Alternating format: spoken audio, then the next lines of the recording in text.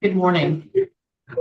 Today's date is July 17th, 2025. The time is now 9:04. The Louisiana Committee on Parole is impaneled at headquarters in Baton Rouge. Serving on the panel today to my left is Mr. Barra. To my right is Mr. Freeman. With the staff here, introduce yourself. Carla Williams. Francis Abbott. Dale Guerin. Okay. And we're the remote site that we're at currently is Elaine Hunt Correctional Center. With the staff there, please introduce yourself. Good morning. Warden Keith Turner, Elaine Hunt. Christy LeBlanc, classification. Deputy Warden Luke Reams. Joe Buttress, Assistant Warden. Great, thank you very much. Today we're going to hear the first offender. Sir, if you will, would you please introduce yourself with your name and your GOC number? Yes, ma'am. MARQUIS DALTON, 421743. Okay. Mr. Dalton, according to our records, you're a second-class offender.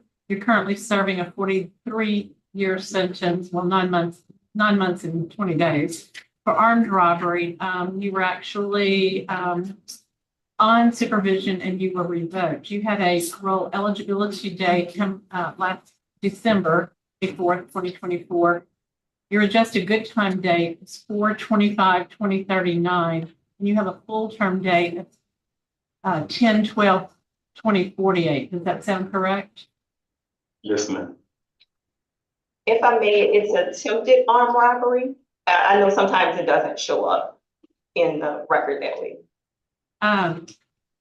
And you would be Ms. Hutchinson, his attorney, and yes, thank you. It is attempted, and I do see that. Also, with Ms. Hutchinson, we have Mr. Kerry Myers of the Parole Project, who's in support today. We do have a victim who is here present and will speak at the appropriate. At this point, I would like to ask Warden Turner, do you have any information about this offender and anything that we need to know? Yes, ma'am. He's done some good things for us since he's been here. We received him in 2019. He's remained right up free for the last 6 years. He's one of our certified mentors here. He does a great job with that. He's earned a degree from Ashland, and he's also completed his victims impact. So he's a very respectful young man. He's done some great things. Thank you for that input. I have identified everyone I have a record of. I do see individuals there in the room. Would they like to be identified as or speak? Madam Chairman, we'll give them an opportunity to introduce themselves just for the record. Via Dalton, and I'm his daughter. Christy Dalton, and I'm his wife. Drusilla Dalton, I'm his mother. Thank you, And Gary. Madam Chairman, I believe one of them is speaking, the gentlelady in the middle. Okay, great. Very much. Well, at this time, Ms. Hutchinson, would you like to reserve the last word?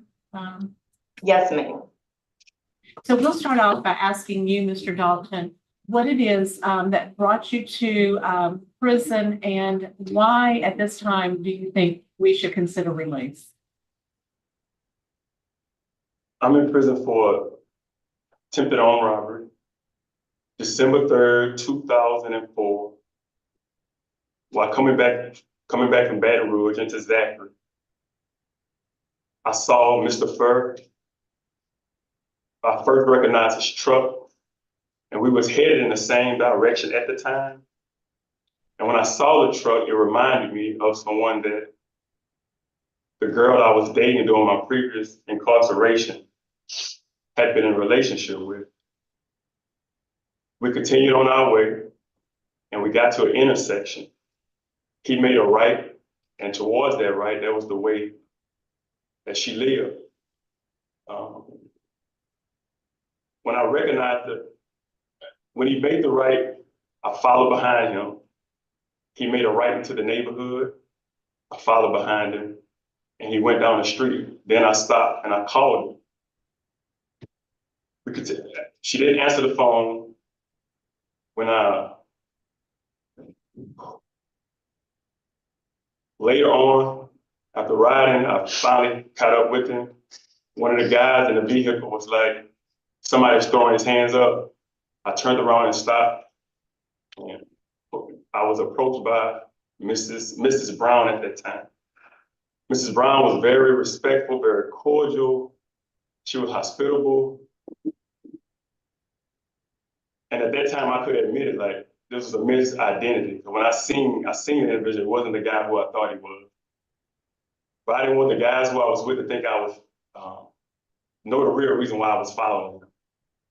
So I became confrontational. I directed all my attention to Mr. Fur, and I jumped out the vehicle and asked him if he wanted to fight. He told me he didn't want to fight. He asked me why I was following him, and I denied that I was following him. He asked me what I wanted from him. I said I didn't want anything from him. And we went back and forth with that. And I got mad, and I asked him, you ask me that one more time, and he did. I went to the vehicle, and I pulled my gun, and I pointed my gun at him. And I asked him, now ask me that one more time. And he did. And he said, you can have whatever you want. And I said, I want your truck. And he said, the keys are in it. I walked towards this vehicle and I yelled back at the guys and I said, y'all gonna help me? And they all just laughed. And at that time, Mrs. Brown started calling for her dad. And I just want to say I had no right to do that and put those young adults and the young man and that woman in that position.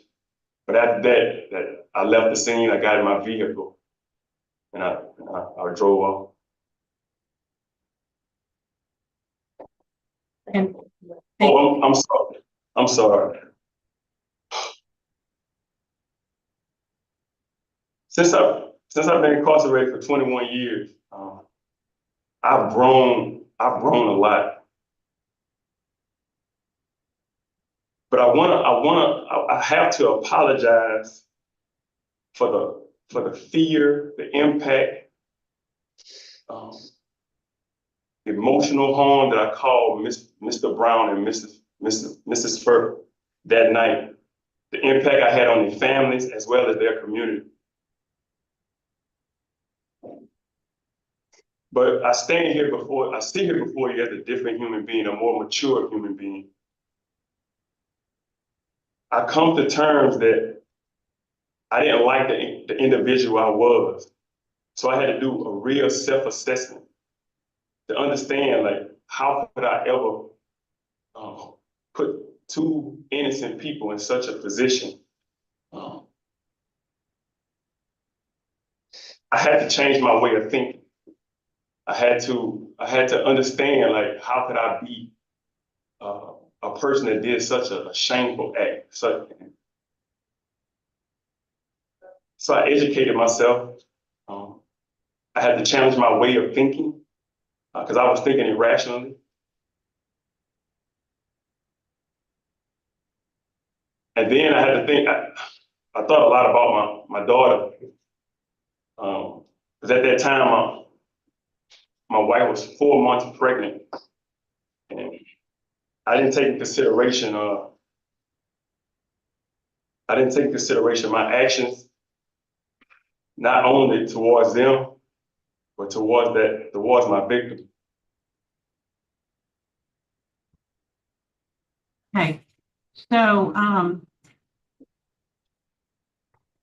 you also had an attempted second-degree murder charge.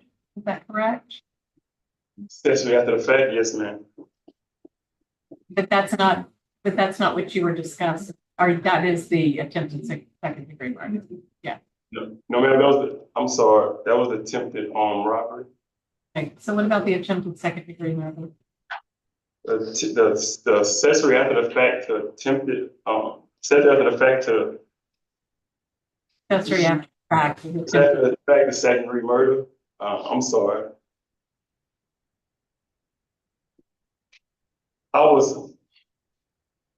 the crime had happened, it was a guy that that shot someone, and I made a lie and I made a 911 call, and I reported my car stolen to try to cover what had happened, because I didn't want anything to do with that. At this time, we'll allow Miss Dalton, your wife, wants to speak, and we'll let her have her say. Hello, my name is Christy Dalton, and I am Marquis's wife. We've been married for 17 years, and I've known him for 28 years.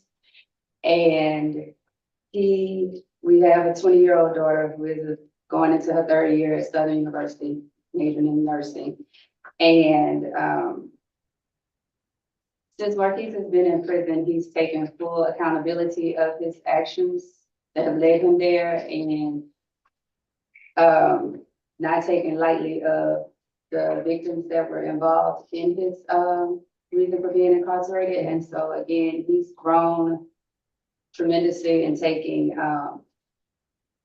accountability, taking classes and courses that have been offered. He's taken counseling, mental health awareness courses, financial literacy. He's taken welding, paralegal studies. He's also been enrolled in their air conditioner and HVAC courses. And he also served as a GED tutor, and also is helping others to learn literacy program, helping others to learn how to read. He has been mentoring to help others gain both their academic and life skills. He's also become a spiritual leader. He is the imam here at the facility. He's a practicing Muslim.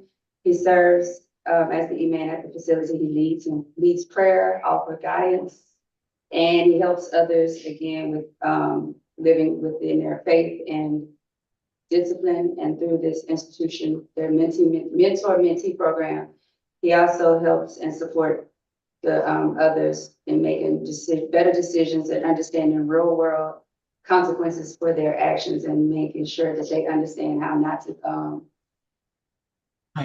they do leave, they don't come back and don't make the same mistakes that he's made. Right. He's also maintained a clear. Okay. Oh, I thought you were finished. He's maintained a clean disciplinary record since being here at Hunt, and he has basically maintained not just doing this for show, but actually this is his life, and wanting to model and make sure that he's not just he is the person that he genuinely is the person that you see in front of you. He's not he lives the life of discipline, integrity, and responsibility, and ownership of his behavior and the consequences that they cause. Yeah, we've read a lot of that. I appreciate those comments. I'm going to go ahead and go to Mr. Kerry Myers with the Parole Project. Good morning, Kerry Myers with Louisiana Parole Project, here to let this board know we have accepted Mr. Dalton as a client. And for the reasons I think you may have already seen. It's not just words that he's spoken to you today. He's held himself to a higher standard. He holds the people around him to a higher standard. He has a family that he also recognizes he has to have that higher standard.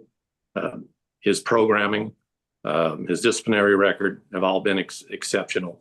Parole Project, because of his lengthy incarceration, is here to provide him with the transitional services that he needs. We are prepared to work with him for as long as necessary.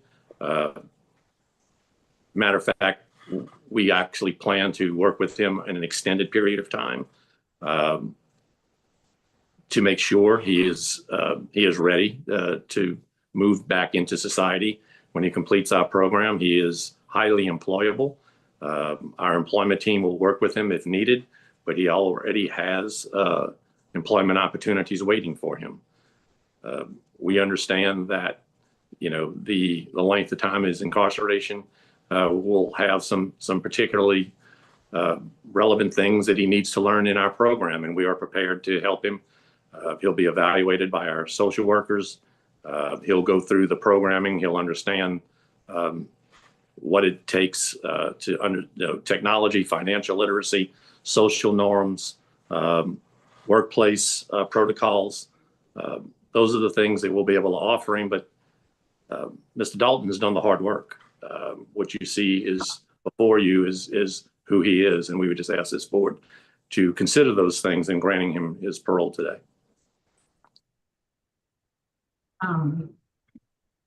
Yeah, Ms. Hutchinson, would you like to wrap up for Mr. Dalton? Yes, ma'am. Thank you, committee, for taking your time to hear us today. You've received a comprehensive parole packet from me that introduces you to the Marquis of today, the man that I've come to know and represent. So I don't plan on going through that packet with you right now, but instead, I'd like to maybe address some concerns I think the committee may have and what we've done with that. And so if I could, I'd like to describe Marquis's life in two distinct halves. The first half being the last 20 years and the other half being the 20 years prior to that. The first half, I'm sure you guys have documented in front of you in his record. That version of Marquis had arrests, misdemeanors, felonies, one poor decision after another, none of which we're skirting around. Even the impending birth of his child, of his daughter, like he talked about, didn't really deter him from the longing to fit in or masking his insecurities with this tough guy persona, seeking validation from people who ultimately didn't matter. And Marquis was failing. With the first charge that you brought up earlier, he did enter prison and do about 5 years on that term. But he didn't focus on rehabilitation or education. He merely did the time and was paroled. It's the difference between the first half 20 and the second half 20. So again, he got out and he failed. He caused a great trauma and harm to those two young people in a way that even at the time of the crime, he failed to really even understand the magnitude of his crime. But the Marquis that's before you today, this Marquis of the last 20 years is quite different. And he's driven by two words: purpose and discipline. And I don't want to start with my own words. If you look in exhibits 15 of my packet, you'll see a letter of appreciation from various deputy wardens, program directors, and the warden of Elaine Hunt at the time that recognized Marquis as a person who has dedicated an extraordinary amount of time to helping others rehabilitate. In that letter, they called his mentorship a living testament to the value and hope that comes from true transformation. And this is the staff that sees Marquis every day. There's a 2024 recognition letter, character letter, again signed by institutional leaders that called Marquis the driving force behind the success of multiple rehabilitative efforts. And in the October 2024 letter from, I believe it was a social worker or counselor here, that talked about Marquis being a well-respected mentor and how he advocated for help introduce and help co-facilitate a program called Getting Ahead in a Just Getting By world, because he saw fit to have that class in the institution and he wanted to see it here. You'll also see in Exhibit 13 a letter from Mr. Grove, a Toastmaster, that talks about the same initiative that Marquis took to get a Toastmasters class chartered here. And Toastmasters for individuals is not just about making oral arguments. It's an instrument that can be used to help people articulate themselves and de-escalate situations with words, something that Marquis couldn't do then. Those of you who are familiar with Marquis's sentencing transcripts can recall a young man that struggled to articulate himself and couldn't even explain to Judge Marabella at the time the root of his anger. Today he's educated and has programming and in leadership, and he's learned how to speak effectively. He can de-escalate conflicts and lead with emotional intelligence. He's been chosen by the institution to take part in public-facing programs like the Frederick Douglass Project. So he's been able to interact with legislators, citizens, church congregations, showing them what transformation looks like. Kerry said it. I think the staff here have said it. Like, he has truly done the work. You have in front of you a thoughtful and intentional reentry plan, as Carrie stated. Marquis would be with us for as long as you all deem necessary, because he does want to gradually reintegrate with his family, and reconnect. I think the board knows from your other hearings, like revocation hearings, that the transition from incarceration to cohabitation after decades apart can be difficult. And so Marquis understood that, and that's why both him and his wife wanted to go through counseling before they got back in the home together, so that there would be a healthy adjustment. And I think that also speaks to his maturity. As Carrie said, Mr. Lacy, whose letter is in Exhibit 13, offered Marquis an apprenticeship with HVAC, and also LPP, and our letter provided two second chance employers within his area of expertise that he would be able to work in. Nice. If I could, just to close out, I do understand that the board has to also weigh the time served versus the sentencing. I would like the board to know that while Marquis has a 40-year sentence for the attempted robbery and a 10-year sentence for the possession of a firearm as a felon that ran concurrent, it puts him right at about 50% of his time. However, Marquis has served 100% of the time that the state offered him a plea deal. So at the time of trial, the state felt that a 20-year sentence was sufficient for the crime that he committed. Marquis obviously decided to go to trial, and because of the habitual offender statute, he had an increase in his sentencing. But I do want the board to recognize that the state did believe that 20 years was enough for Marquis, and if we take that into consideration, he has completed 100% of that time. He is a mentor in RDAP and has passionately worked with other programming. I put in that packet an actual weekly schedule just to see how much work Marquis does within the prison system. We are prepared to accept with any conditions and guidelines that this board sees fit, and we just ask that you see the difference, the profound demonstrated difference between Marquis of the past and Marquis today. Thank you. We do all that information in our packet, 260 pages. So at this time, we're going to allow Ms. Jasmine Matthews an opportunity to speak to the panel. Please state your name and your relationship to the case. So my name is Jasmine Matthews. I am the daughter of Oscar Whitney, the accessory to the second-degree murder. After hearing everything that Mr. Marquis and his attorney spoke about, I don't have any ill intention towards him. I know he was accessory to that murder, but at the end of the day, I do believe he has changed. I just want him to know that even though you wasn't the person who actually did it, it still impacted me. And I do have a lot of questions because nobody really knows what happened. And I do understand that he has a daughter. At the end of the day, I'm a daughter who lost her dad at 3 years old. I can't get that back. But I do believe in second chances. I do want him to have that,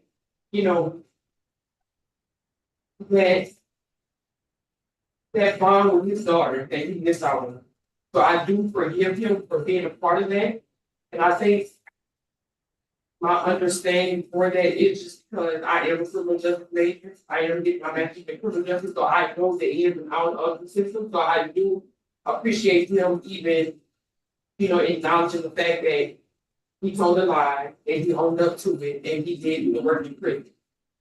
So I can't fault him at that, but I do have questions. If he is granted parole today, I do want to speak with him, if that is okay.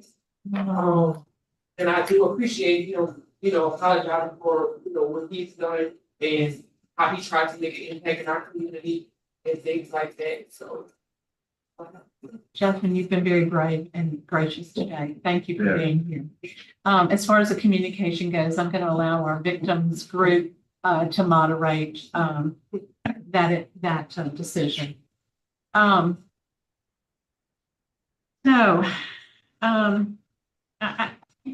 Ms. Hutchinson, you always do a very good job preparing. I would say that I really think the change started in 2017 for him. I think that's when he may have turned the curve in my review of his file. When he started getting serious about his programming. And there is a lot to consider. Do my colleagues have any questions? I do. First off, why did you come to hunt? Why did they send you to hunt? I came to hunt from the police barracks. I had received a write-up for an unauthorized visit. Okay. All right, and Unauthorized, right? visit, Okay. okay? And just, I mean, I'm kind of like the daughter said, I'm a little confused. You called in and said somebody stole your car. How was that an accessory? How were you trying to cover up or help out whoever had committed the murder? Because by me calling in that the car was stolen and that I didn't admit what had happened. I didn't tell the truth that it was a lie. The car wasn't stolen. It was my car. And by me not being upfront with them, I contributed to him getting away or trying to him getting away and not being accountable, I guess, for his actions. So I contributed to that. I lied.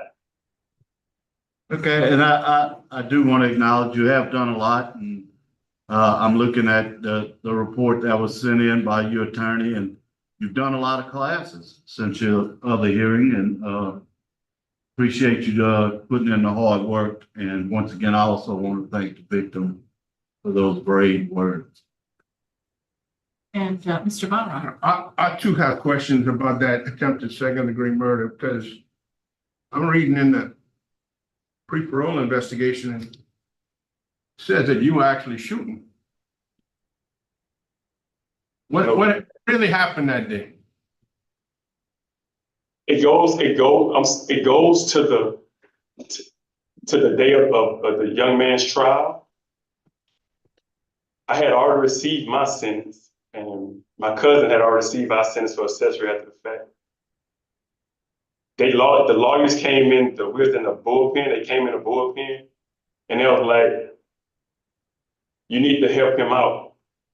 They said that I want to make sure I tell you the truth. And they said they asked me to say that I had shot out the T-tops.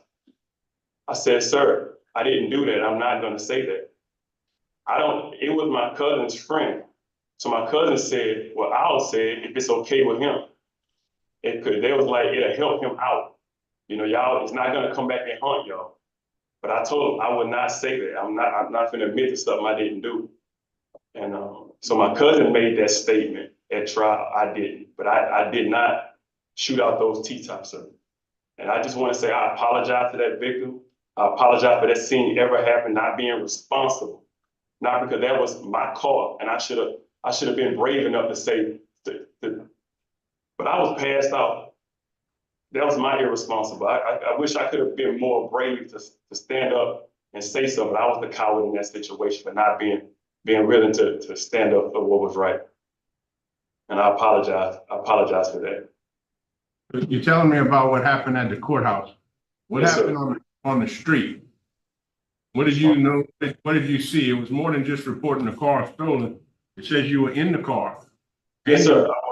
Oh, I'm sorry. Y'all ran across the guy on the airline highway. Y'all followed him around a couple of times during the day. Go from that part. How did it all end up after that? Oh, I apologize. Thank you, sir, for explaining that. Earlier that day, we went to a gas station. Me and my cousin, we went to the gas station. That's when we found his friend and another guy. They was in another car. He went into the store and bought us something to drink. My cousin went in the store and bought us something to drink. They was acting like, where we going? We're going to a club. They followed behind us, paused right there. They had got into it with him at the store. I stayed in the car. I don't know the transaction that happened between them in the store. We drove to the club, spent some time at the club. Later on that night, the guy that's driving the other car was like, I'm about to go home. I gotta get off of work in the morning. Would you drop him off? He got in the car, we rode around, we drinking.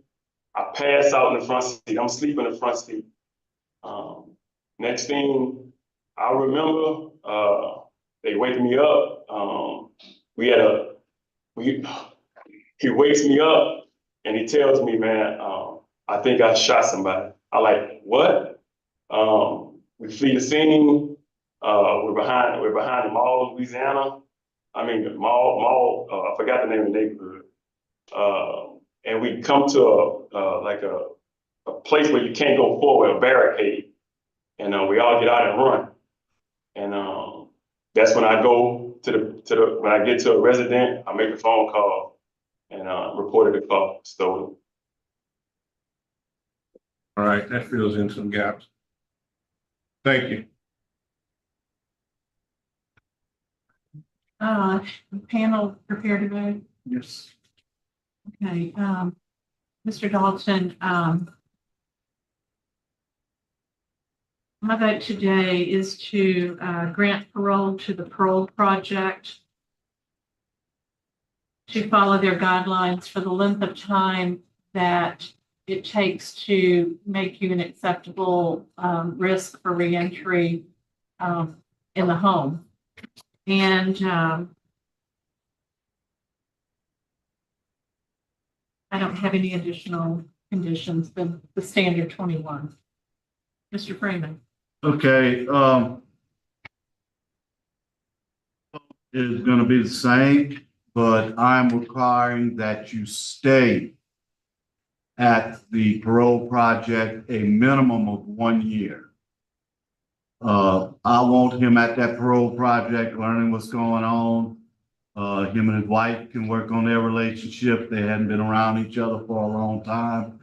And if he ever wants to meet with the victim, then he can arrange that through our victim coordinator.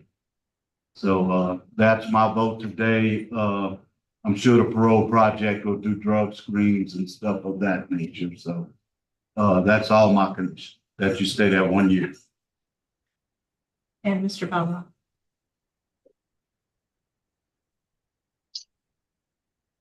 I'm gonna go ahead and concur with my colleague for the same reason. Mr. Dalton, your request for parole has been granted with conditions that you go to the parole project and have elevated drug screens. That concludes our hearing for Mr. Dalton.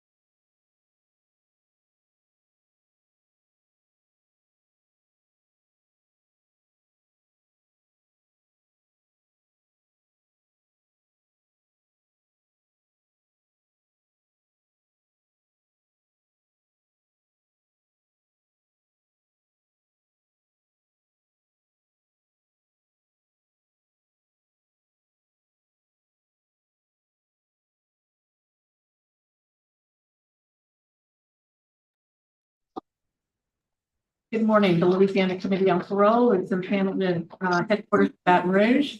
Serving on the panel to my left is Mr. Barra. To my right is Mr. Freeman. I'm Ms. Ledoux. Would the offender in front of us state your name and your DSB number for the record? Harold Cowan, 570736. Okay. Mr. Cowan, do you go by Jason or Harold? Jason, those things. Mr. Cowan, I'm going to read some information into the file, and after that, we're going to allow the individuals who have joined us via Zoom make statements on your behalf, and then we're going to be asking you some questions. So, Mr. Cowan, first.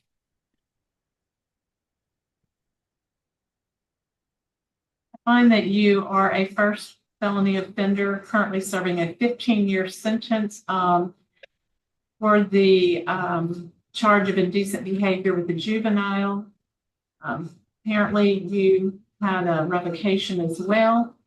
You have a parole eligibility date that passed 8/7/2016. You're not eligible for a good time date, and you have a full term date 8/9/2026. Does that sound correct? Yes, ma'am. So, Jason, if you would at this time, would you please inform this panel why you're currently incarcerated, what brought you to jail, and why this panel should consider early release at this time? I was charged with 3 counts of indecent behavior with a juvenile. In, I believe it was 97 or 98, I was watching a friend's son while she was working that night. And after we went to bed, he came and slept in the same room with me and the same bed with me. And sometime during the night, I touched him inappropriately. With Landon and Josh, I had been drinking heavily, and they came over. They were friends of friends, and I believe they were 16 at the time. And during each instance, we were in the same bed, and I touched them inappropriately. Each time they asked me to stop, I did stop.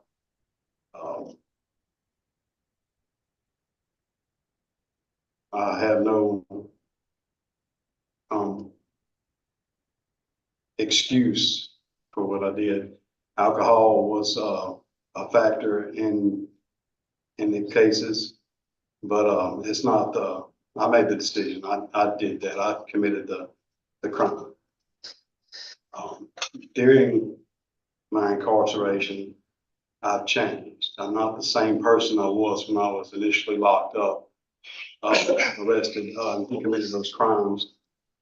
God, it took coming to prison for God to change me and work in my life. Since I've been incarcerated, I've been sober for 14 years. I'm maintaining my recovery and sobriety. I have taken numerous classes to improve myself. I learned to manage and learn new life skills and coping, to increase my vocational trades.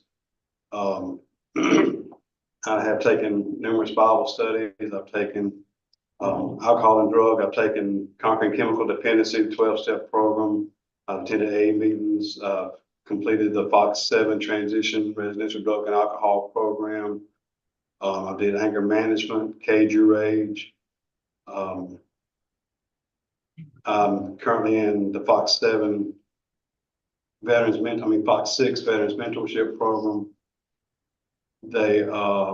We do classes in there. I recently completed the addiction recovery, relapse prevention class. I've taken personal development, just finished victims impact, taken Cage Your Rage, pre-release, living in freedom, living in balance. I've taken the release, pre-entry prep course. I'm an NCCR instructor now. I completed the instructor certification training program. I've gotten, completed level 1 of heating and cooling. I'm currently enrolled in HVAC level 2. I've completed core field safety and safety technology and have been teaching field safety. Okay.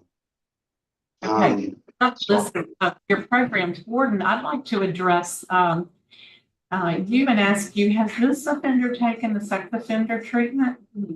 Oh, ma'am, and I was gonna bring that up. Go ahead and tell us about this offender in your opinion. So he's been here, I think we received him back in 2023. He has, remained right up free since he's been here. He has done some programming. He has a 2026 full term date. And there are some of the more important classes that I think he needs that he has not completed. And, in my opinion, until, he gets those necessary classes that he needs, I think, he kind of, needs to focus on those things instead of some of the things that he's been focusing on. Has he applied to take sex offender? No, Yeah. ma'am. That's what I need to know. I am currently enrolled in the risk management class. Phase 1. Upon, So what I have here was what we have printed out, and she said she just had this checked here within the last couple of days. He still needs sex offender treatment. We have several people today that would like to speak on your behalf, and they are all on Zoom. And I'll go ahead and start with your father, Howard Cowan. Sir, if you'll just make sure you're unmuted and make your remarks to the panel.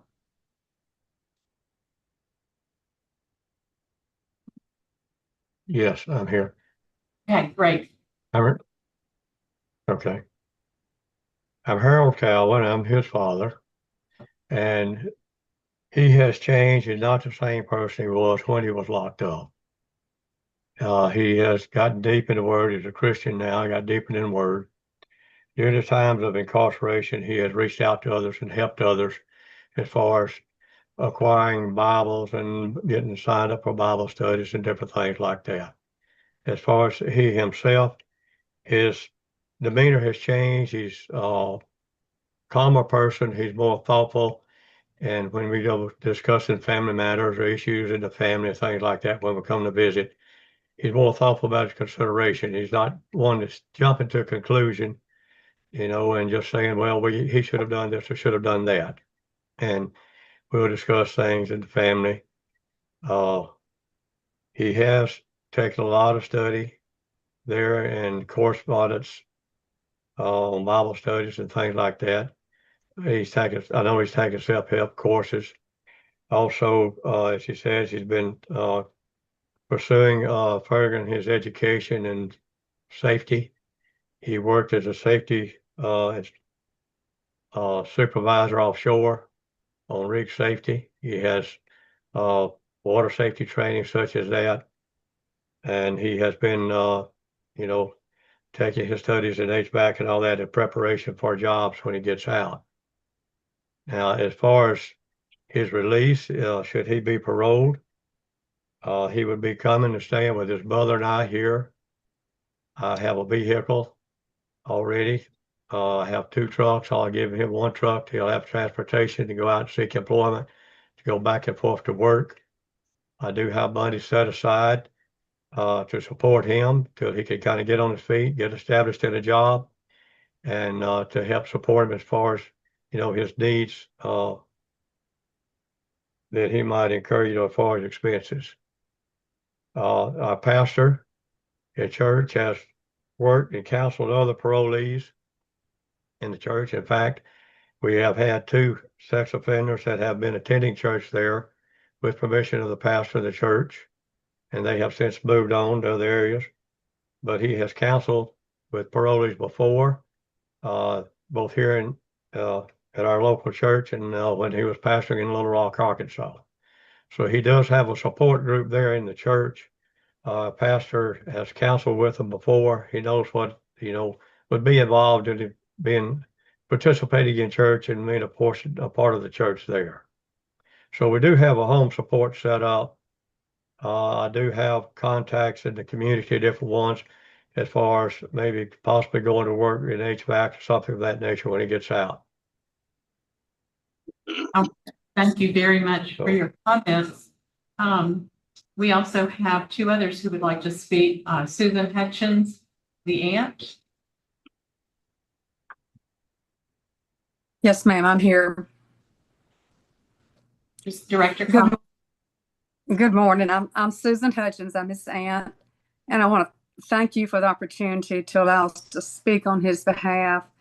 As to what I've seen in Jason, all the times I've visited him, he's always talking about all the classes he's been taking and helping others and how he stays so busy, which they've talked about some already. He's helped teach GED classes to other inmates, trying to help them better themselves. But he's also taken lots of classes and working toward degrees to help better himself, to find work, to be self-supported when he does get out. I've seen him grow spiritually. I believe he almost has a degree in theology. He's even preached for some of their services. I never thought I would see that, so I'm thankful for the positive change in him. I will be available also to support him as well as his family as he integrates back into society. He will have a stable residence and family support and financial assistance while getting back on his feet. I can help him with that also. I believe he's ready to transition back into the community. I want to thank you for your time and your consideration in reviewing his case, and I'm hopeful for his early release. Thank you. Thank you, Ms. Hutchins. Appreciate your comment. We also have Miss Wiley, Alicia Wiley's sister, and thank you for joining us. If you'll just direct your comments to us. Good morning. My name is Alicia Wiley, and I'm his sister. Jason and I have grown very close over the years that he's been incarcerated. We were not very close prior to his incarceration for obvious reasons. We lived two different lifestyles. I've watched him grow spiritually, mentally. He's been humbled by his experience while he's been incarcerated. As I've said, he has surrendered his life to God. I have seen that, the fruits of that relationship that he's developed. All right, great. Thank you so much. Appreciate your support of him. This case, I'm going to defer to Mr. Barra to lead the discussion, questioning. All right, just a couple of brief points about the case. We have Mr. Cowan before us, a male classified as some say second, some say first, depending on that how we interpret that Mississippi conviction. On March 2nd of 2011, in the parish of Concordia, Mr. Cowan pled guilty to amended charge of indecent behavior with a juvenile, 3 counts. Sentenced to serve 5 years hard labor, each count to run consecutive. Jail term was suspended and he was placed on 5-year supervised probation. Then, while on probation, Mr. Cowan was arrested on October 27, 2011 by the Adams County Sheriff's Office in Mississippi for the offense of child fondling, touching a child for lustful purposes. And on May 23, 2012, in Adams County, Mr. Cowan pled guilty to child fondling and touching for lustful purposes. He was sentenced to serve 12 years in the Mississippi Department of Corrections to run consecutive with any sentence ordered to be served in the state of Louisiana. And the Louisiana probation was revoked on May 30th, 2012. All public officials contacted or opposed. All the law enforcement is opposed. The victim, we have opposition from the victim also. You have a high risk level on your static 99. And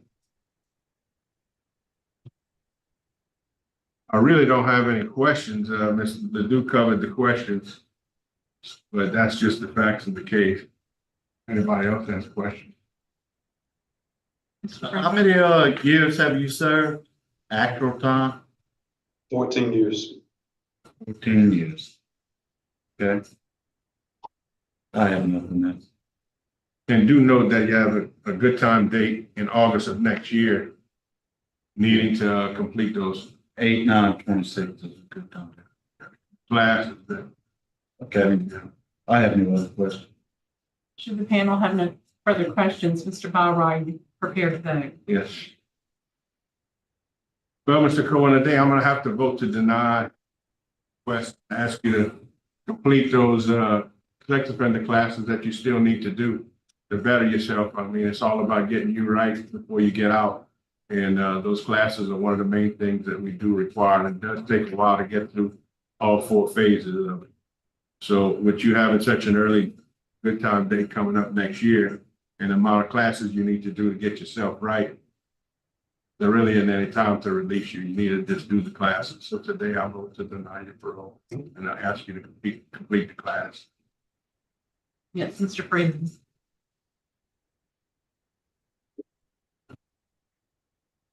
My vote is to grant conditional on completing the sex offender treatment. And the only reason I'm granting is because I want you on supervision. And like Mr. Bauer said, you get out next year. So I want you on some supervision to make sure you're an approved resident, you're going to your classes on the outside, you do all your registration and notification. And make sure that you check all the X's and O's to keep the community safe. But as I say, I'm gonna grant with completion of that sex offender class, and I'm gonna order, I want you on electronic monitoring for the remainder of your sentence upon release. That's my vote. Mr. Cohen, you need a unanimous vote. My vote is also to deny parole at this time. Static 99 of 3 is a very high score, which is indicative of public safety risk. And so while I understand Mr. Freeman's concerns and I appreciate his vote, my vote is also to deny. So you've been denied tonight.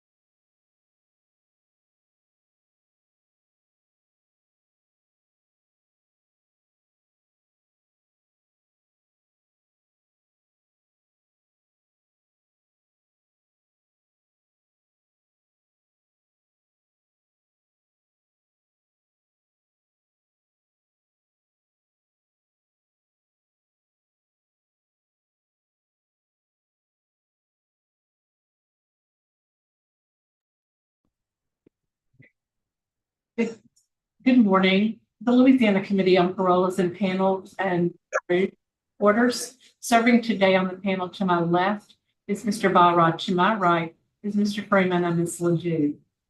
Sir, would you state your name and your DOC number for the record? Donnie Guidry, 77123. Okay. Mr. Guidry, I'm going to read some information from the file. Our file indicates that you're a first felony offender. Yes, ma'am. You're currently serving a 5-year sentence for indecent behavior with a juvenile. However, you do have you have a pending felony charge. Is that correct? Yes. You have a detainer with the sheriff's office. Yes, ma'am. Okay, you have a parole eligibility date of 9/12/2023. You're not eligible for a early release, and you have a full term date of January 13, 2027. Yes. Okay. Sir, would you communicate with the panel and tell us why you're here and why we should consider release at this time? I'm here because I missed I missed a court date for the charge, for the sex charge, because I was in the hospital, and we tried to get out of it, like push the date back, but they said I just had to wait till the warrant came up on me. So that's Oh, there's more to it than that. I think you need to address the actual criminal charge. That's what we're looking for. Oh, okay. The sex charge involved a young girl that I've touched. That's what I'll have the 5 years for. Okay. And why should we let you go? Well, I feel that knowing the consequences of the actions that I took, being severe like they are, I mean, I know I did get off lucky with just 5 years, and it could have been a lot worse. But I know that foolishness will never happen again. Should have never happened in the first place. And I'm really sorry for it. I mean, it should have never happened. Yeah. Okay. Morton, at this time, would you be able to speak about Mr. Guidry's time there at Hunt? Okay, what I can say is that he's remained right up free. He hasn't been in disciplinary issue for us here. He has a full term date of January 13, 2027. He has not completed his sex offender treatment, nor has he been enrolled in victims impact. So we need to get him in both of those classes before he releases. I think it'll be beneficial too. Yeah, thank you for that input, Gordon Turner. At this time, I'm going to defer to my colleague, Mr. Freeman, to lead the questioning. Okay, Mr. Guidry. How long have you been in jail? It'll be 2 years in this September. Okay, so you've done 2 on 5. Have you done any sex offender treatment? I did a little on the street before I got here, but I wasn't able to afford the classes. I wasn't working out there like I should have been, so because of my transportation, more or less, but not in here, no, sir. Okay, and then, so have you applied for class in prison for the sex offender treatment? I was in a sex offender class for. I'm talking about since you've been incarcerated, have you applied? No, sir. Okay, because that's something that we really, it's not required, but we frown upon if it's not done, because it's definitely needed before any kind of release. Okay. Okay, and the judge is opposed, the sheriff is unopposed, the victim had no comment. What was your problem under supervision? I see you've had 4 revocation hearings. 4 revocation hearings? I'm getting in trouble while you're on probation. I don't, on this probation, I didn't get in any trouble. I missed court. Right. Yeah, I missed court and I wasn't able to pay these. Court, that's getting in trouble when you're supposed to be. All right, yeah, I missed court.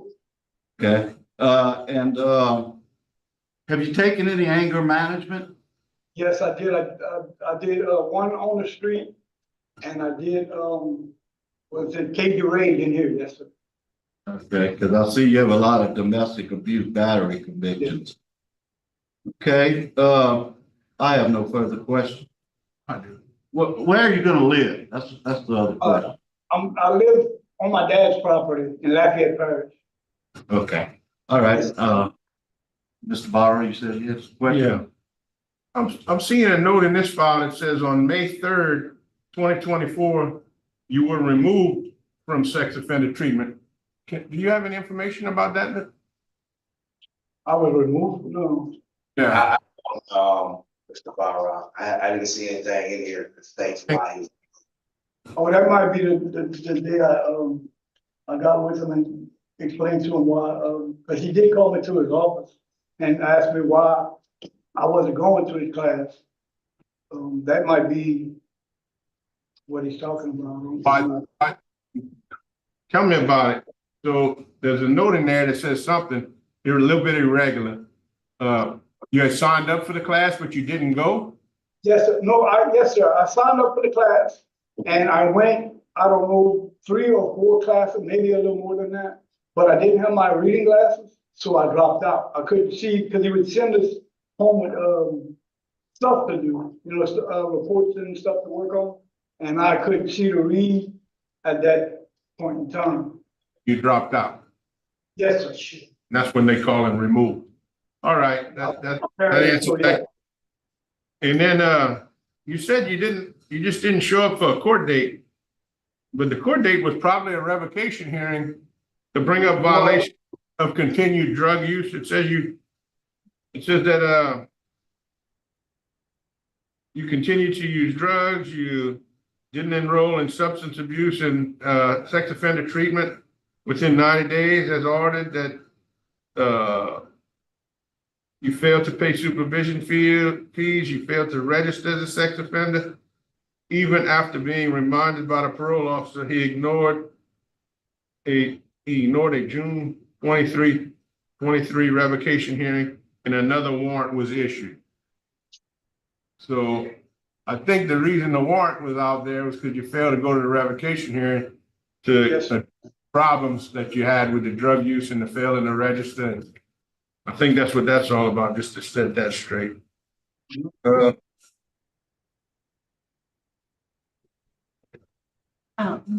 That's the only questions I had. Okay, I believe that the panel is prepared to vote, so Mr. Freeman is going to begin. Okay, no, Mr. Guidry, you have a whole bunch of excuses, but not much fact to it. You got to finish that sex offender class. Okay. When you're gonna be considered, in my book, anyway. So, my vote today is to deny lack of both classes. Mr. Barbara. I concur with Mr. Freeman for the same reason. My vote's to deny, and I'm just going to state that you have not taken a lot of responsibility and been very forthcoming. And you have to have that sex offender class. I consider you to be a threat to public safety. So today, by unanimous vote, you have been denied.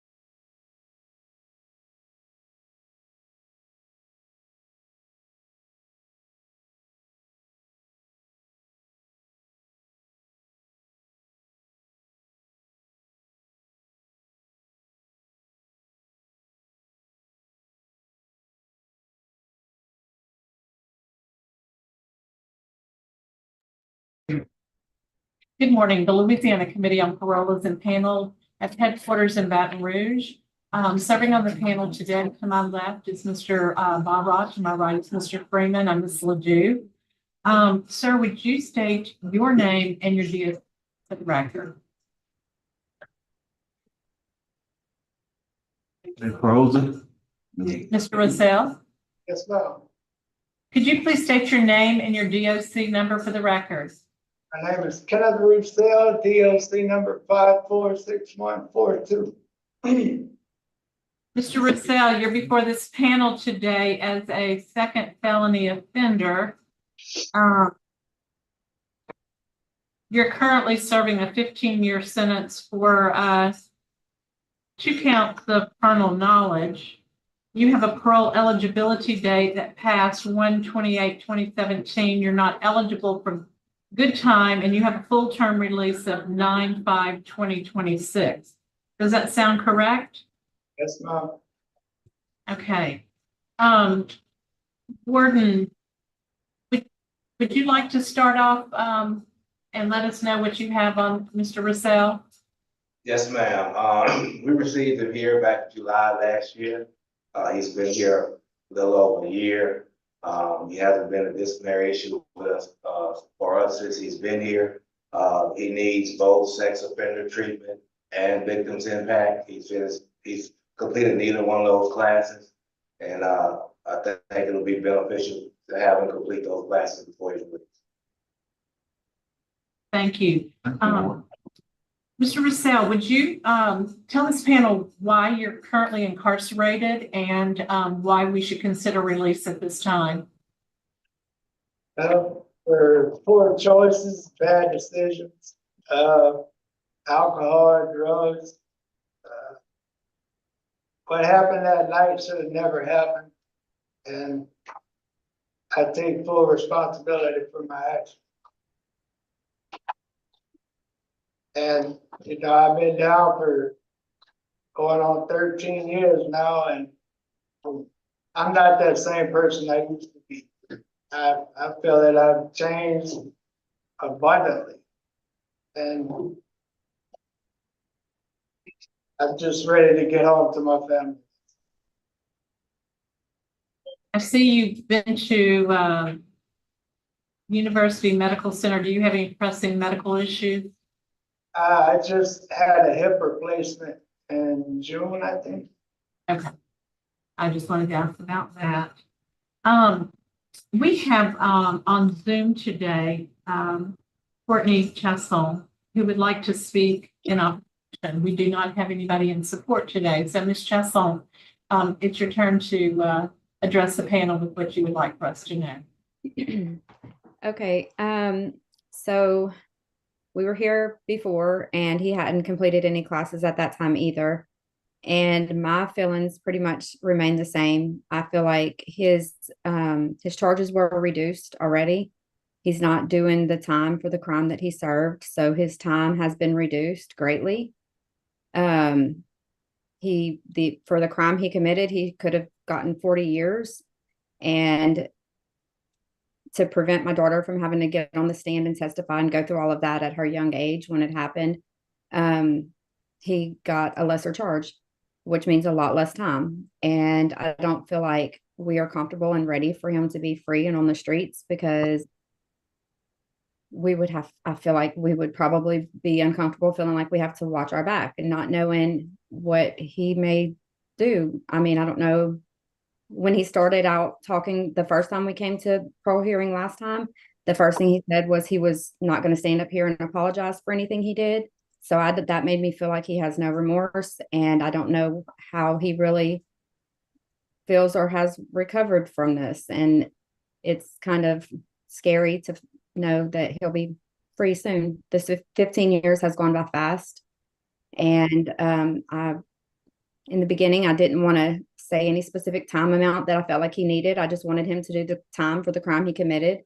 And now I feel like I wish that I would have pushed a little harder for him to maybe get more time, because this 15 years went by fast. Thank you very much for coming and addressing those issues with us. At this time, I'm going to defer to Mr. Freeman, who is going to take the lead in asking you questions. Okay, Mr. Roussel, as stated, you were originally charged with forcible rape and you did plead down. And you did a 15-year sentence. You've done 13 so far, right at 13. And I see where you admitted to the crime. What are you gonna do about your alcohol problem? I plan on doing NA and AA classes out there in the world whenever I get out to help, because I know it's gonna be tough out there. So, Okay. and stay with positive people. Just keep my mind away from there, go to work, come back home. Why have you never taken any sex offender classes? But I was at Allen and I started the class in 21, before 21, the COVID hit and then everything was shut down and I never went after everything started opening back up. I kept working, kept busy. Gotcha. Where do you plan on living and working if you get out? I have a job when I get out, working with my stepdad, building fences, and staying with my mom and my grandmother in Sulphur, Louisiana. I see you have a child. Do you have any contact with your child? I haven't had any contact since I've been in. I tried to reach out to him, but his mom probably never gave him the letters or anything like that. Okay, and I must note for the record, all law enforcement is opposed except for the chief. And that's all the questions I have. Mr. Barra? No question. I don't have any questions either. If the panel is prepared to vote, Mr. Yes, Freeman? Okay, Mr. Roussel, as we stated in the previous case, and I know there may have been some circumstances beyond your control, but the bottom line is you hadn't completed your sex offender class. I didn't hear much remorse at all for the crime that you committed with this young girl, which I'm sure has greatly affected her life. So my vote today is to deny. Mr. Barra? I concur with Mr. Freeman for the same reason. My vote today is to deny parole based on lack of completion of your rehabilitative programming and your conduct while in supervision previously. So today you've been denied. The time is now 10:37, and we're going to sign off at Hunt, but I want to say thank you so much, Warden and staff there. Guys. It took a long time, but we appreciate you. Thank you.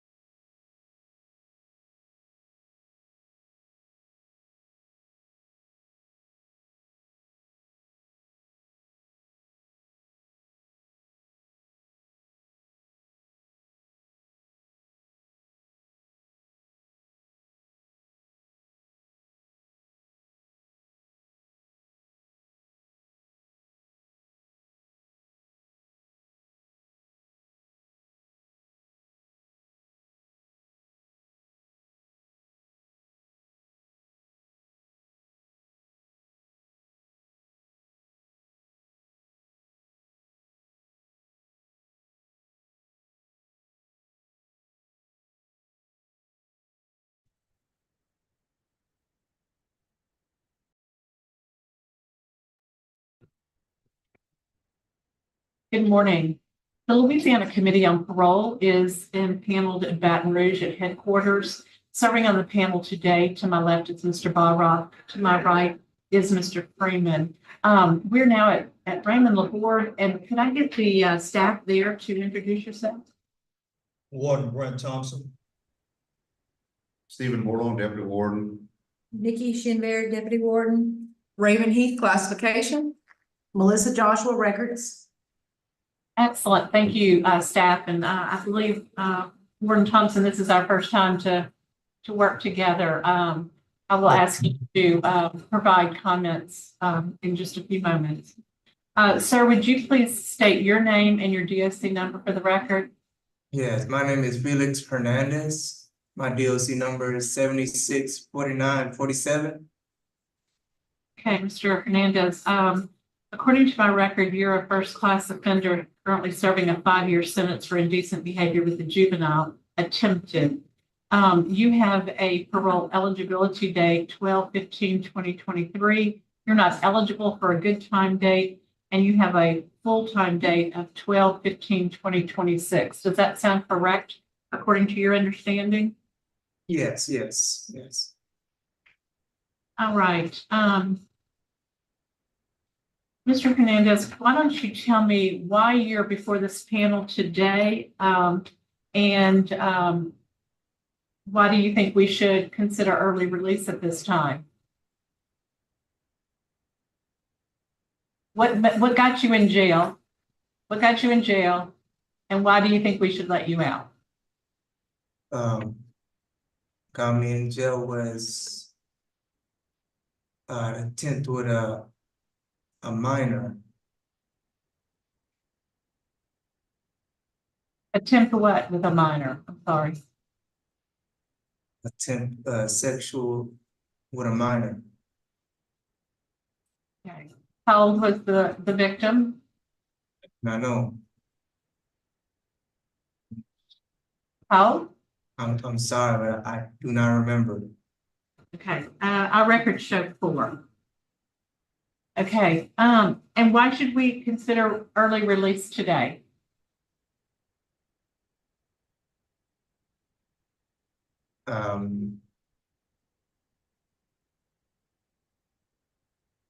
You shouldn't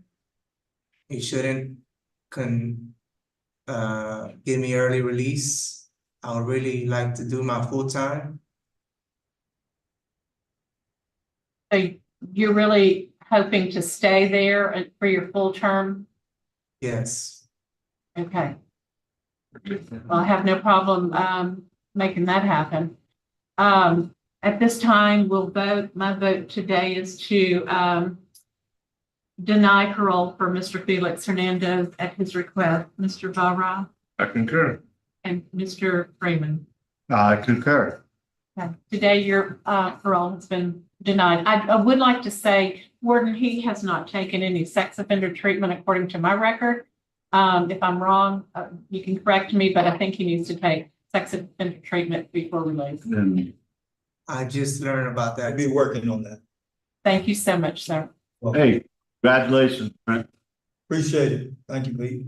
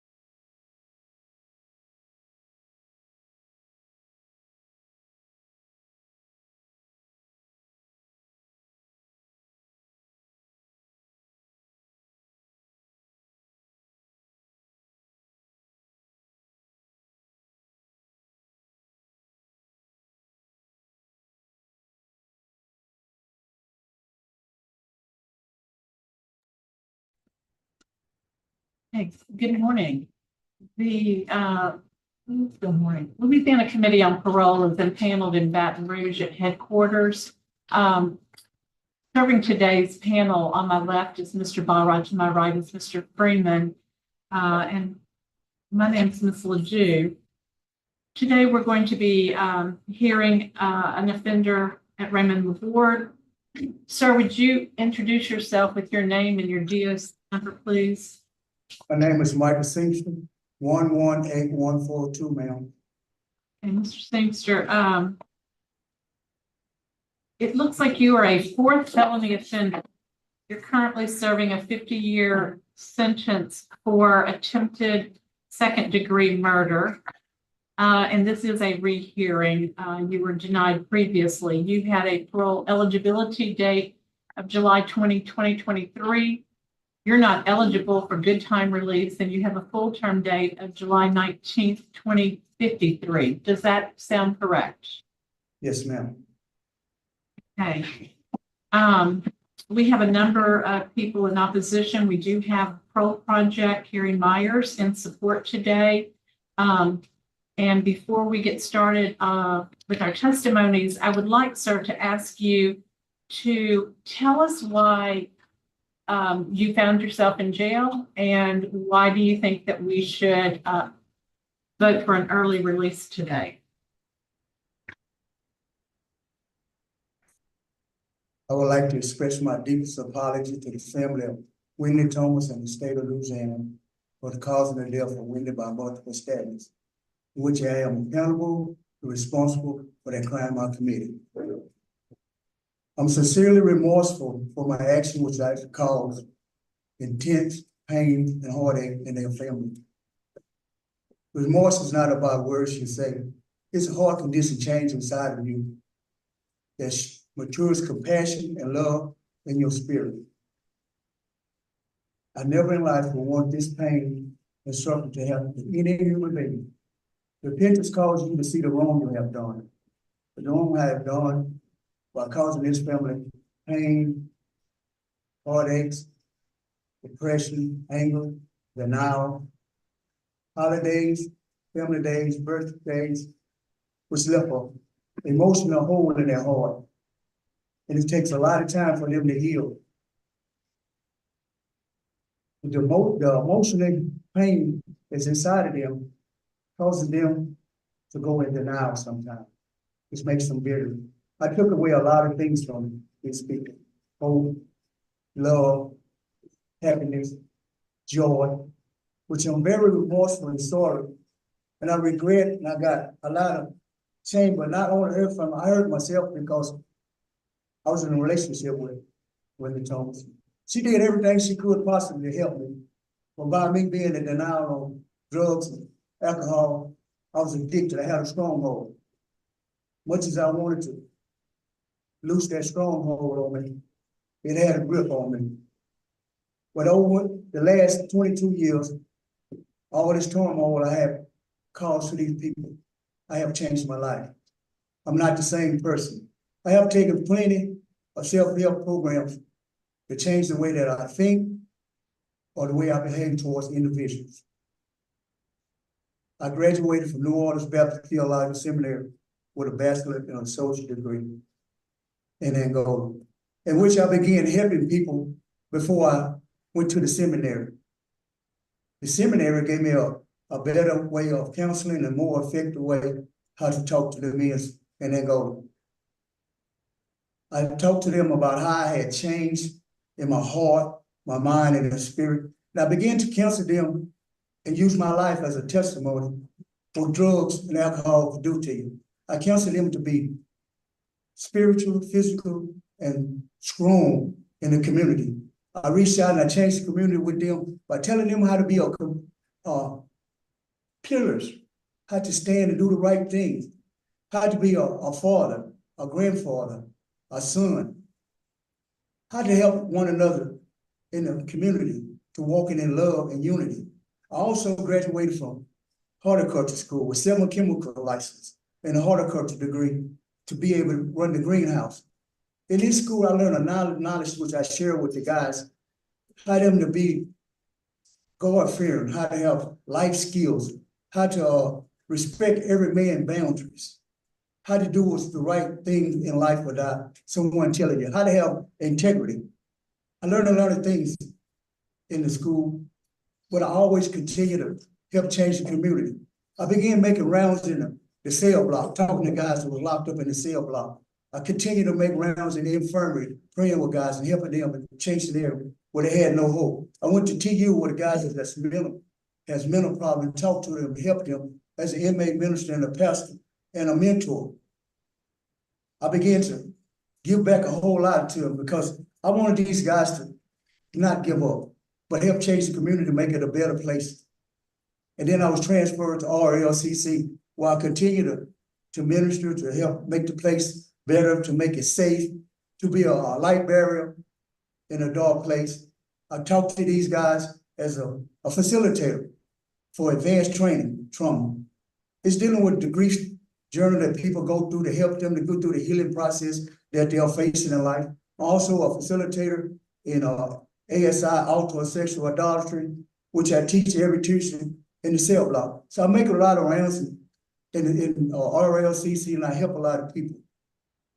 Not only that, I'm a moral compass mentor. I'm currently enrolled in victim impact and a Tyro facilitator now in training. I got Living in Balance 1 and 2, Cage Rage. I got all kinds of self-help programs. Anger management, Cage Rage, chaplain for the vets incarcerated. Not only that, I give all my time to them as ministry. And I love to help these fellows right here in the RLCC.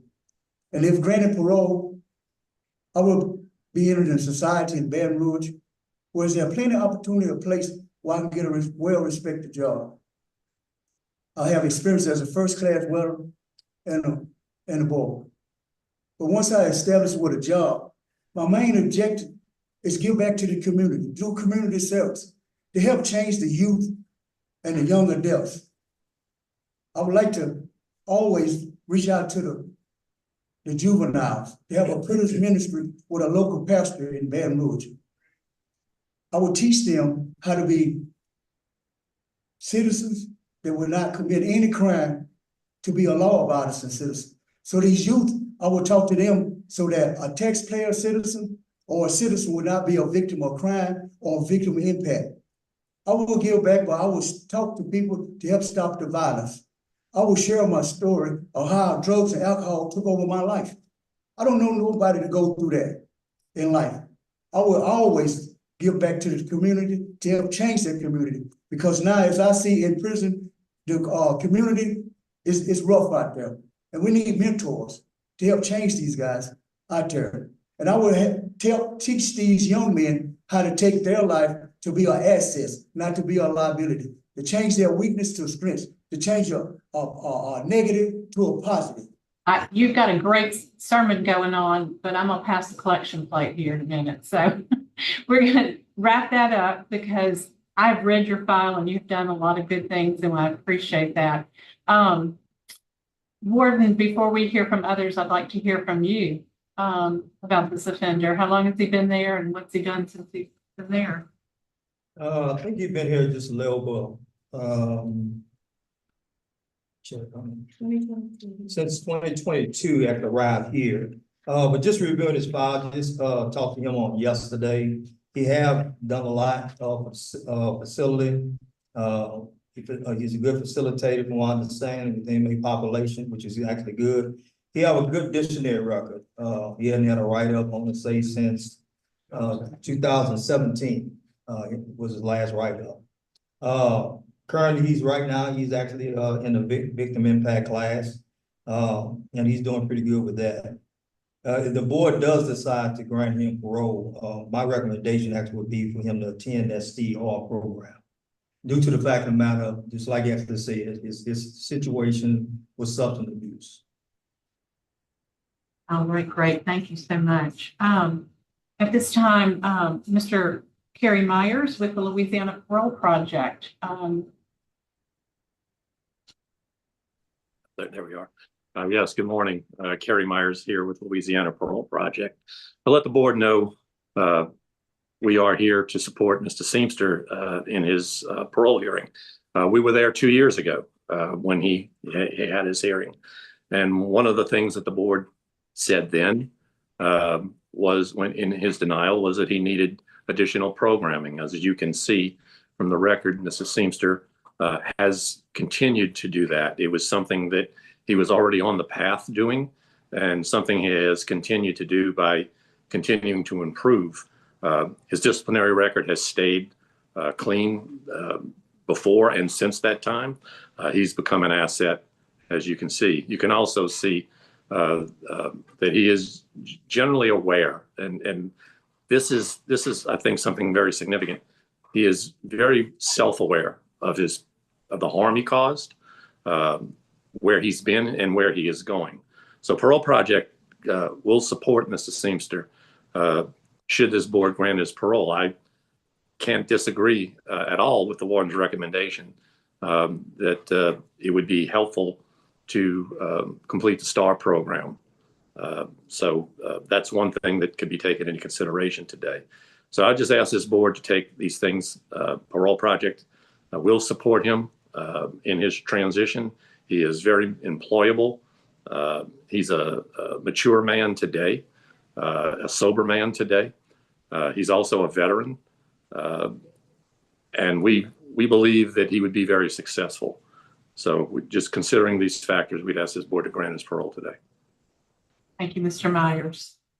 We do have a number of people here in opposition.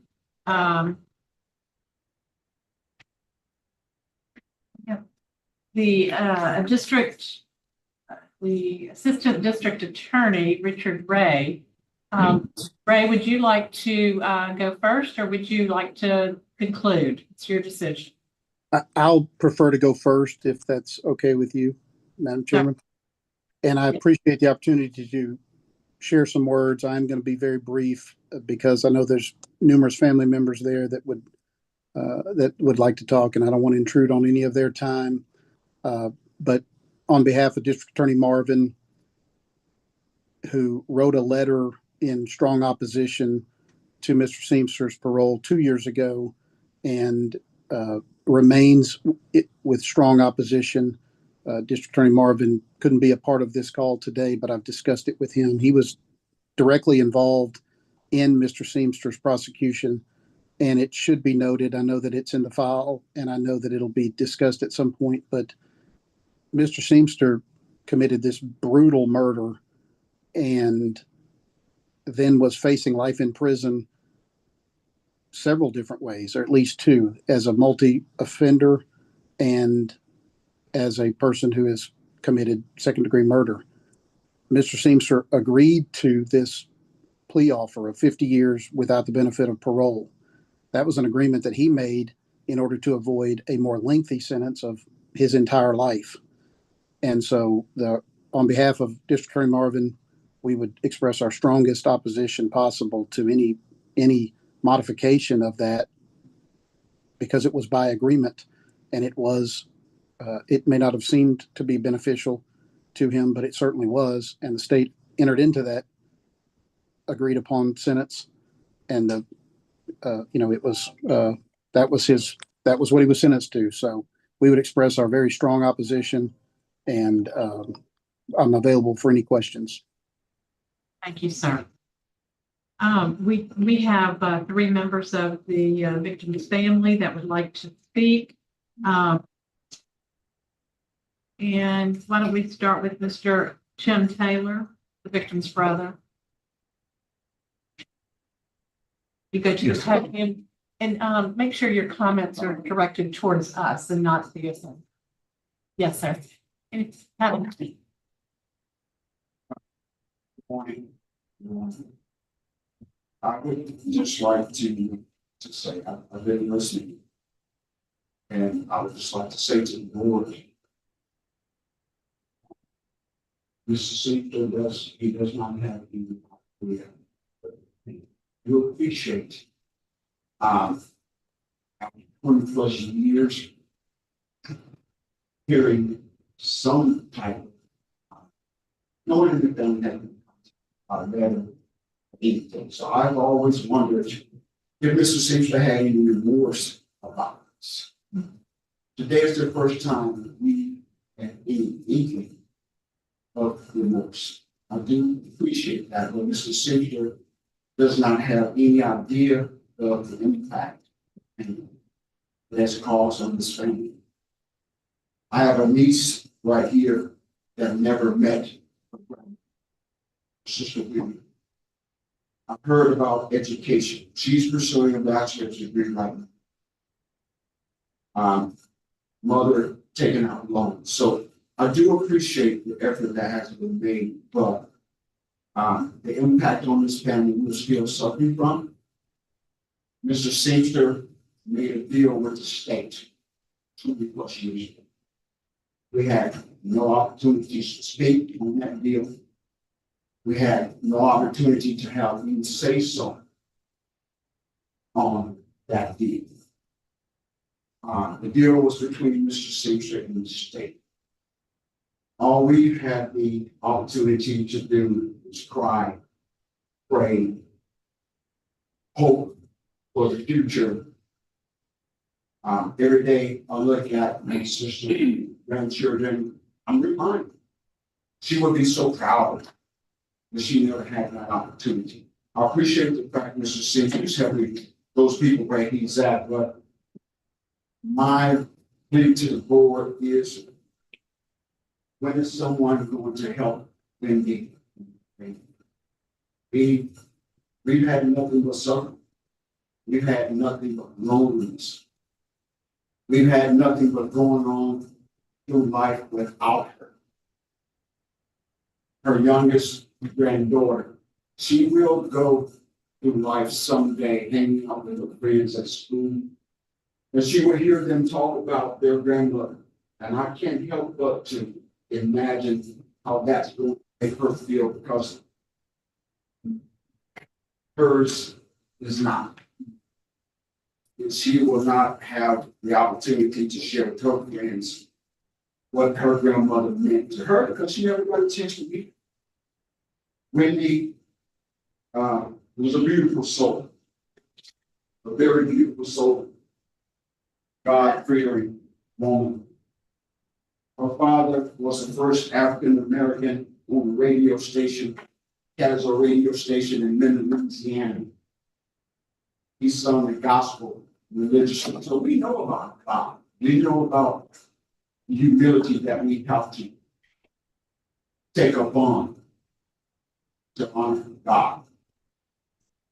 I appreciate Mr. Seamster's comment about her helping him, because that's what she tried to do. She died in her own home. It was her home. She paid for it. She gave Mr. Seamster a place to stay. She held out her hand to him to help him. So I appreciate him helping those people with him. My plea, who is going to help my niece, who is going to help her son, who walked in, first discovered the scene himself. God, who is here for mine? That I love so dearly, that I would give my life. I wasn't there to help Wendy. I lived in another state. Again, I'm happy to hear his initial words. It doesn't do much for us. Okay, thank you. I'm sorry. Thank you, Dan. Very much. Appreciate that. We have the victim's son, Generic Thomas, who would like to speak.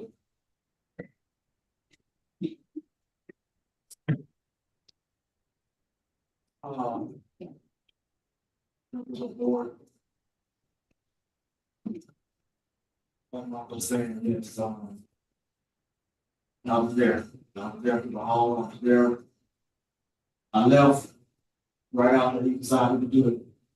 You know, I believe, but that's not something in the heart. Not able to say my mom, but my mom was a God-fearing woman. And appreciate the board trying to help him, the pro board, his initiatives and all that stuff, but the number one thing my mom did that the trump all that we have in classes was to give the man love, try to love him. He couldn't do it. He couldn't pass it, he couldn't handle it. One thing is love. So Jesus did all commandments and all, we can't think say love one another. He couldn't handle it. And my mom sacrificed her life trying to love this man. And he get respected. So I don't think he should be out. I don't think he should be given another chance. He agreed to 50 years without parole. He should handle that. He should be taken. He should stand up on his word and handle it and stay in jail. And not be given another chance to take somebody else's life. So I have to say, my mom loved child love. We try to love him. Many times she's been in jail before. We try to wash all that away, forget about all this stuff. All his history. Please, God, don't only know that today. You need to stay behind bars. Thank you. And the victim's daughter would also like to speak. Ma'am, I don't want to mispronounce your name, so if you'll introduce yourself. Batisha.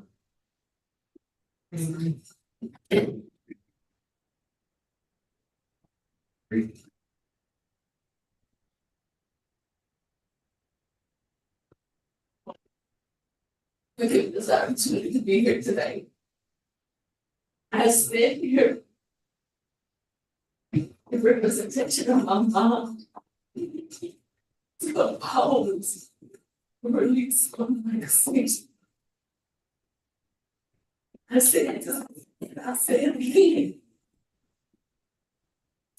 My decision is well calculated. He is a moral citizen. When he's in jail, when he's not involved, he does everything that he needs to do in order to be released, in order to show himself as this mature, loving, accountable man. But he's not. He's showing the freedom. And every time he has been released to society, he has been something else to get my back up. My mom's mother was calculated. Drugs are not, it was calculated. He waited till my brother left home. He added a lock to the door. He put her tires on flat, so if she could get away, she wouldn't be able to leave. He did it intentionally. He meant to do it. So, taking classes, whatever he's done, I have fine. Maybe he needs to stay back up so he can be a model citizen, so he can help change lives for the people that have another opportunity. But for him to be released to do it again, no, I would not support that, ever. Whether it's a part of not healing or just grieving, I will not be a supporter of that. And I agree with the terms. He agreed to 50 years. He needs to stay there for 50 years. He took my mom away from me. He took my grandmother away from her. And never get back to have a relationship with their grandmother. I never had an opportunity to live my life as an adult, like a grown up, finishing school and stuff with my mom. There's so many things that we plan to do and we hope for that we never get a chance to do because he's taken away from us.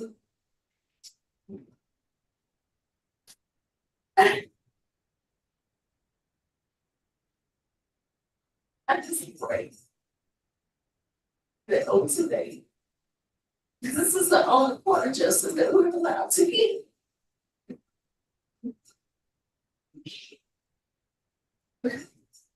I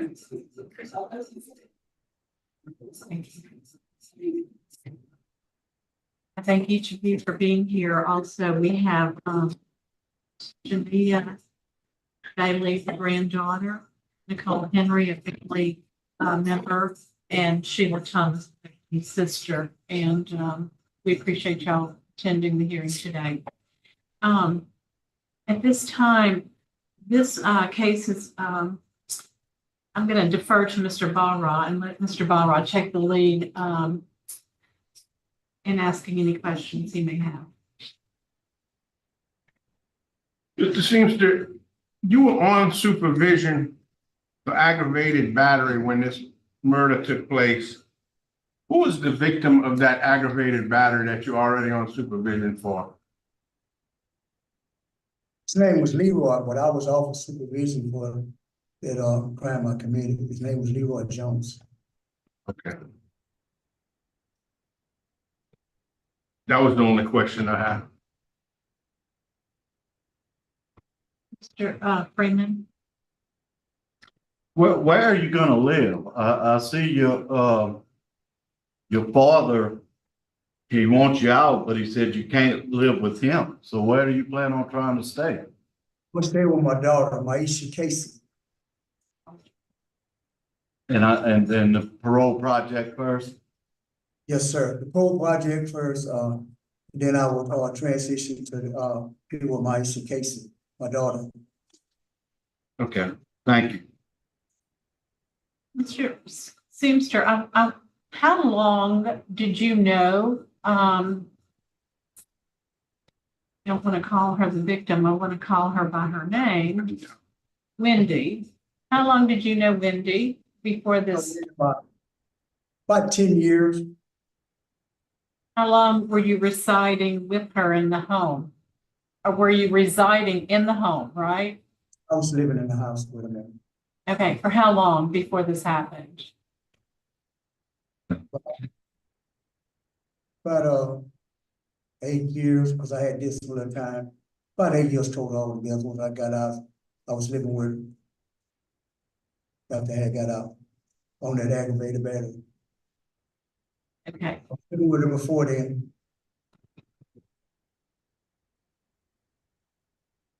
I don't have any other questions. Panel prepared to go. Yeah. Mr. Barra? Mr. Seamster, you're doing a great job in jail, and I'm impressed with all your classes and improvements that you made to your life. I commend you on that. However, I do see the agreement was made for the reduction in the plea. You agreed to the 50 years. You got a break with not getting convicted of second-degree murder. So today I have no choice but to vote to deny you parole at this time and encourage you to keep up what you're doing in there and reapply. Mr. Freeman? Okay, so I'm gonna echo what Mr. Barra said. You are doing a wonderful job in prison and you're doing great and everything's been perfect, but you know, it just comes down to you haven't done enough time. I mean, you killed someone, stabbed them over 100 times. 22 years is just not enough time. I voted to deny. I concur with my colleagues, so and deny, and that is unanimous decision. So today your request for parole has been denied. Thank you. Thank you. Very well.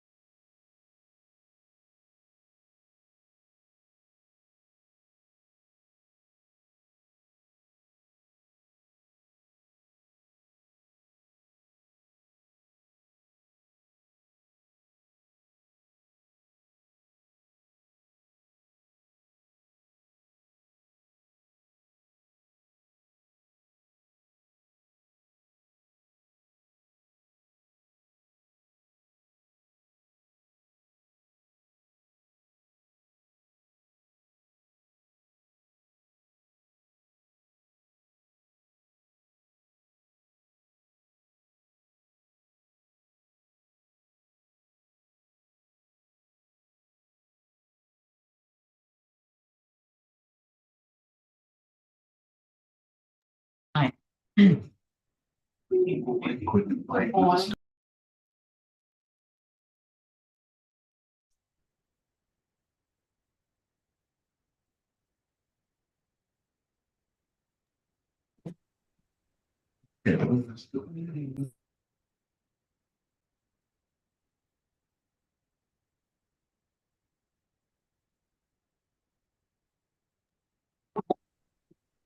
All right, good morning. The Louisiana Committee on Parole is impaneled in Baton Rouge at headquarters. Seated to my left is Mr. Barra, to my right is Mr. Freeman, I'm Ms. Ledoux. And we are at the Raymond LaGourde Correctional Center. We have Mr. Mack in front of us. Sir, would you introduce yourself with your name and your DSC number? Vernon Mack, 379560. Okay. Mr. Mack, I'm going to read some information from your file, after which time we're going to ask you some questions. My record shows that you're a second-class offender currently serving a 50-year sentence for armed robbery, that you had a parole eligibility date of 11/2/22, a just good time date of 9/8/2039, and a full term date of 10/25/2047. Does that sound correct according to your understanding? Yes, ma'am. Okay. We'd like to ask the person in front of us to give us a synopsis of why you're currently incarcerated and why you think this is a good time for us to consider release, early release. First of all, my name is Vernon Mack. I'm incarcerated on an armed robbery that took place October 25th, 1997 with Mr. Donnie Chevy. I entered his place of business and robbed him at gunpoint, demanded the money from him. Okay. And why do you think you should be considered for release today? I was young at the time of the crime that I committed. I'd like to say that I'm sorry to my victim, his family, as well as the community, law enforcement, and my family. I was young at the time of me committing the crime. I was 18 years old. I was a teenager. I wasn't fully aware of the crime, the things that I was doing. I feel like that I have rehabilitated myself with a lot of self-help programs and have enrolled myself in school and working on getting my eyes set. Gordon, what do you have to say about Mr. Mack? I could say that according to his conduct record for certain, he started out here at a little rough start. Looked like he's trying to do better here. His last writer was in 21. I see that he's currently right now, he's taking a lot of programs. He applied himself and doing pretty good in that area. Right now, he is currently trying to accomplish getting his GED. I would like to see him actually complete that. I just think that's going to help him out in society if he actually do have the opportunity to make parole. Mark Thompson, how much longer would it take him to complete that GED program? Let me just double check and see. It's going to be honest with you, I think he's doing a little struggling right now in that area. So we're looking at least what, about another 12 months? At least about another 12 months.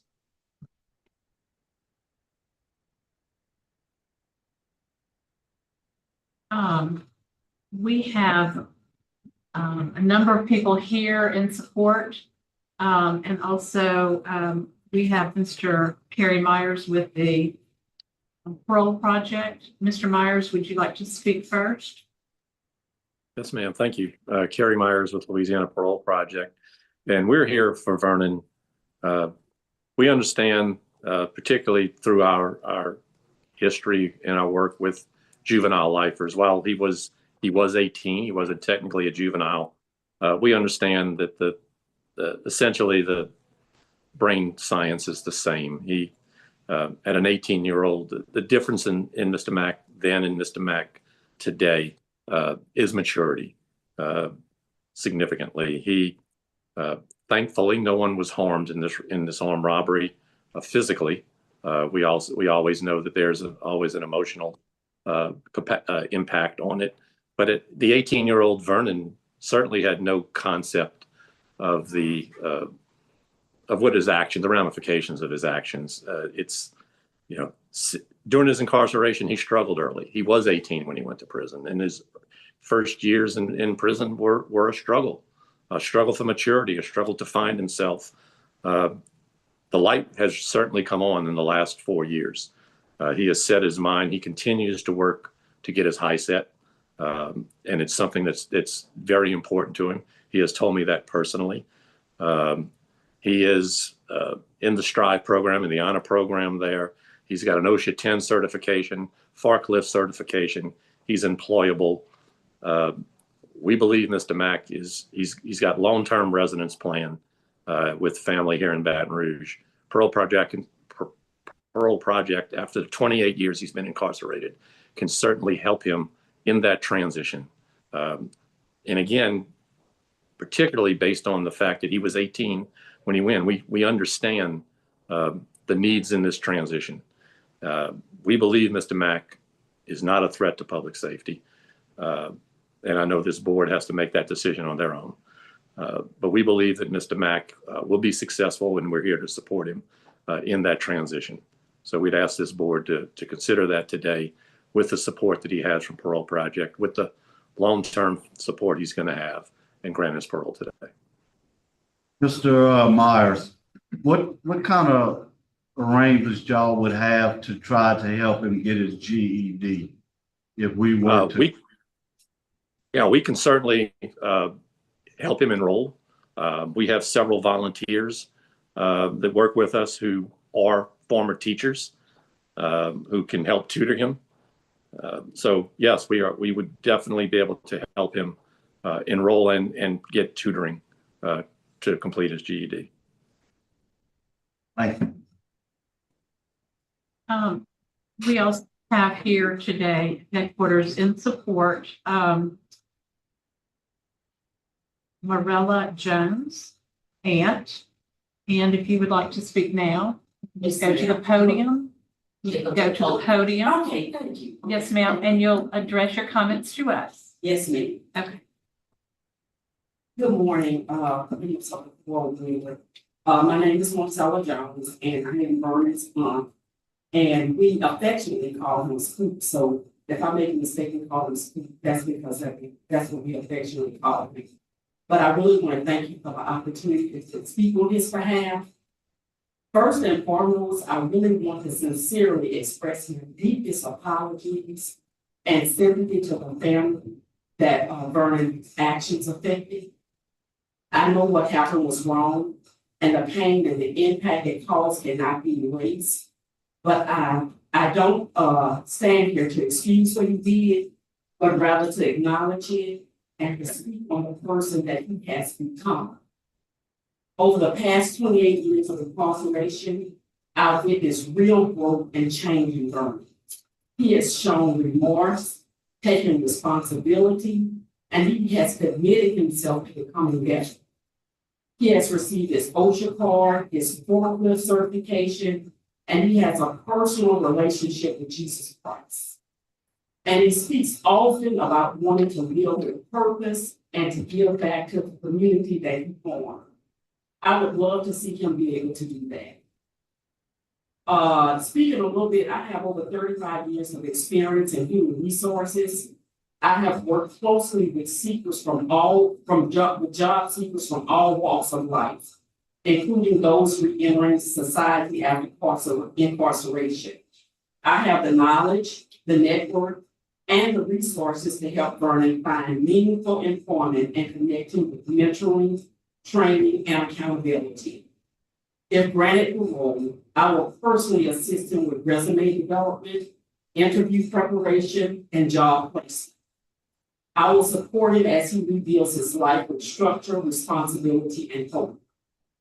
Again, I fully understand the seriousness of this process and what's at stake, but I believe in redemption, I believe in rehabilitation, and I believe that if given the opportunity, Vernon will continue proving that he is not defined by his worst moment, but by what he chooses to do now and going forward. Thank you so much for your time, and thank you for your consideration. Thank you. Appreciate those comments.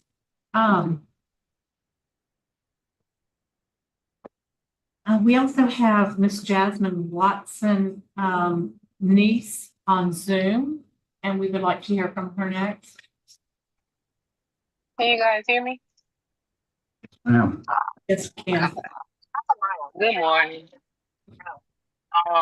My name is Jasmine Watson. I'm here to speak on behalf of my Uncle Scoop, whom you know as VERNON MACK.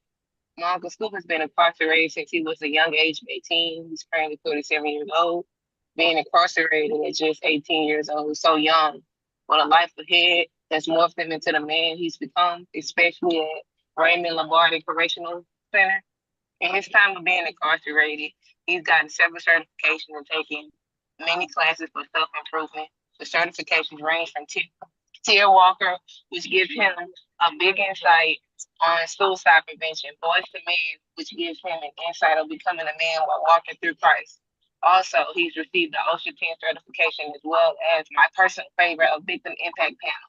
This is my favorite because the VIP program places offenders face to face with real people whose lives have been permanently changed by their actions. As I speak on his accomplishments, I feel it's important to briefly speak on his struggles to show how far he's come as a person. In the 27 years of his incarceration, he's been housed at least 5 different facilities. He's accumulated at least 60 write-ups, with his last one being in 2021, when he first arrived at RLTC. He fell short of his GED test, but he didn't let that stop him from trying to achieve his goal. He also understands he has a village behind him who's ready to catch him if he ever falls short or guide him when he feels lost. With assistance from the warden of RLCC, VERNON MACK has been rehabilitated, and we intend on proving that to you upon his release. I would also like to say, he did fall short on his GED test, but I feel like as a family, we all have enough resources to help him with that out here, so he will be able to achieve that. Amongst any other things he want to achieve, me and him, we've had several conversations about him basically getting back into the real world. And I explained to him it's not going to be easy because of how long he's been in prison.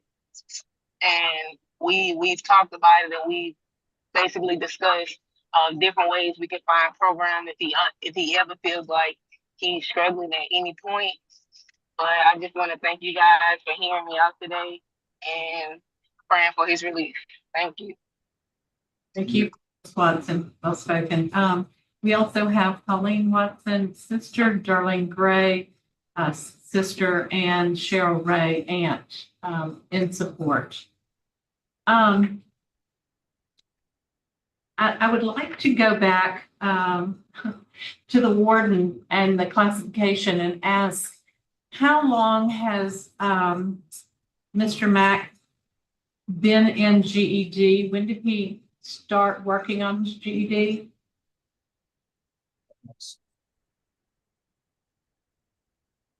He actually started out in 2010. I'm seeing here documented in 2010. I think he quit for a while. From my understanding, when I interviewed him on yesterday, he's doing a little struggling with it and trying to get this here accomplished. So he is having some issues with that. He enrolled back in. But he did enroll back in. And when did he enroll back in at your facility? Yes, in November. He completed in November 24. I'm sorry. He did complete the literature part of it in 24. But he's actually enrolled back in trying to get his GED. So he completed literacy, or he just enrolled in literacy? He enrolled in it, and he completed it. And he completed. So in 24, he completed literacy. Thank you.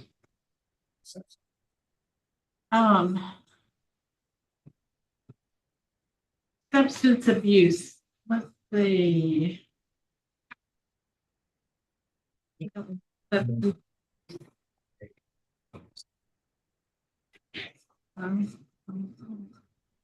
you taken substance abuse? The anger management. I think he bartended. He got an AA and NA, but he doesn't qualify for any substance abuse classes. Okay, so it wasn't, he's not, required. Correct. Thank you for that clarification. And you have taken thinking for a change. Okay. All Yeah. right. Do my colleagues have any questions? Okay, Mr. Mara. When I'm reading the police report, I see something in there that says that you told police, I should have shot the victim so there could be no witnesses. How you feel about that today? I feel sad for the things that I had said. I said it out of anger and frustration. I'm really sorry for the things that I said to the victim. Do you think you'd have been better off if you had shot the victim? No, sir, I don't think I'd have been better off. Okay. And when you did commit this armed robbery, you were already on parole at that time? Yes, sir, I was on parole. I was on probation. All right. That's all the questions I had. Mr. Freeman. I have no question. Oh. Mr. Vernon, you were 20 years old when you committed a very, very serious crime.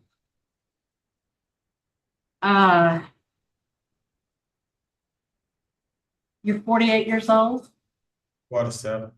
47 years old.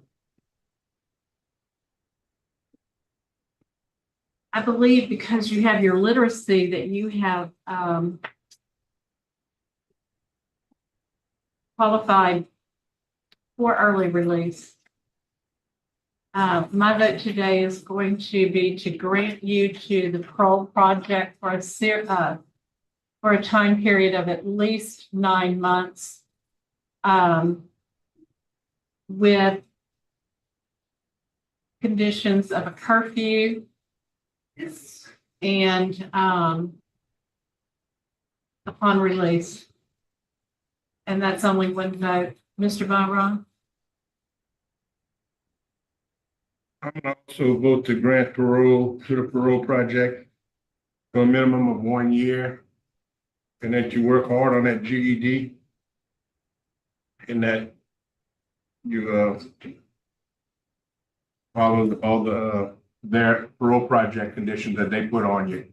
And recognize that any violation of that gets you back in front of us, anything, it's gonna cost you the rest of that sentence. So you got a lot of time still hanging over your head. Don't blow it this time.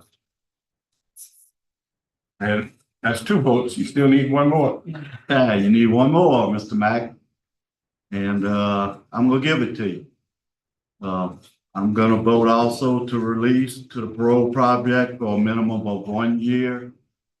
And that you continue to work on your GED. So good luck to you.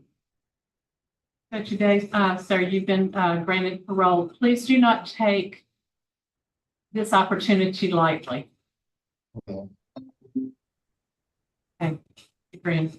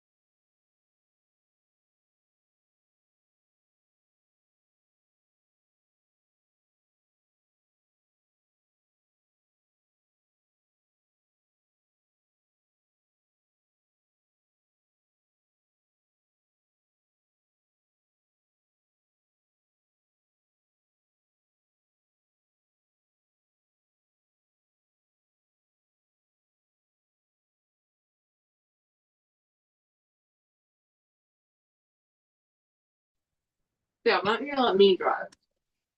I'm not driving. Either you or mine.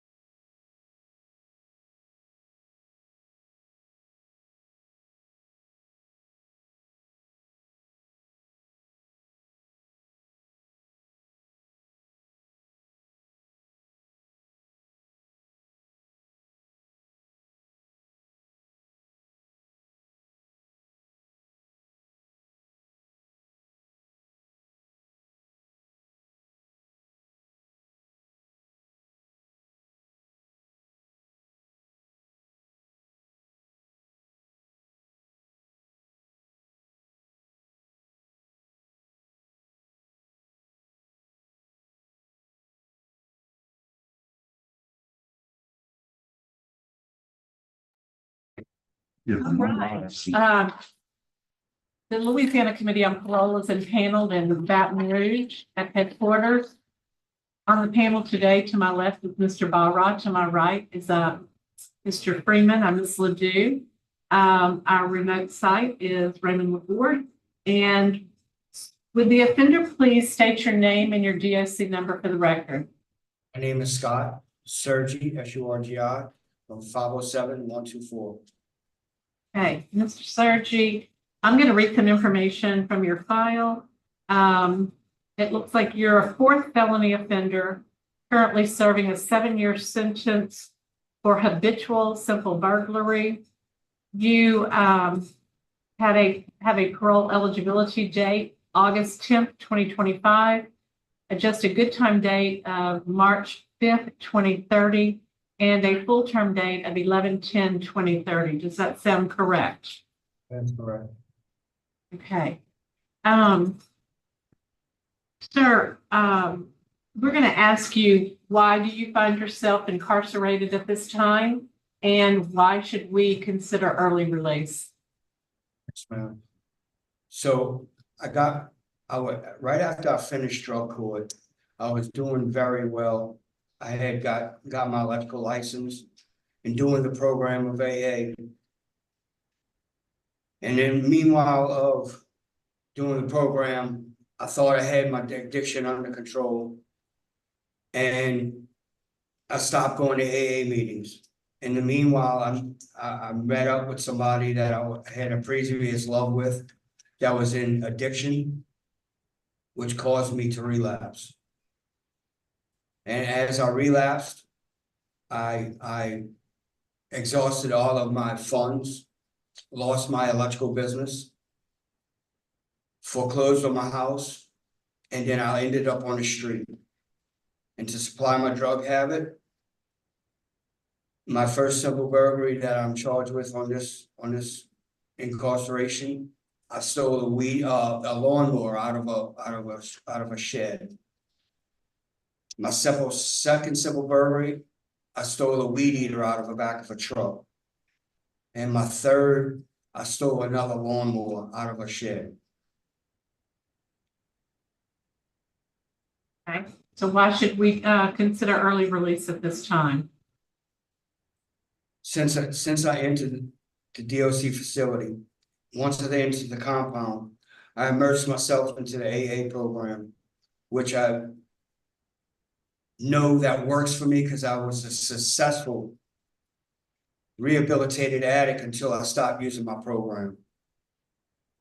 So I immersed myself into AA and diligently started working the steps and understanding why I committed my crimes and why and how I affected my victims, my family, and myself.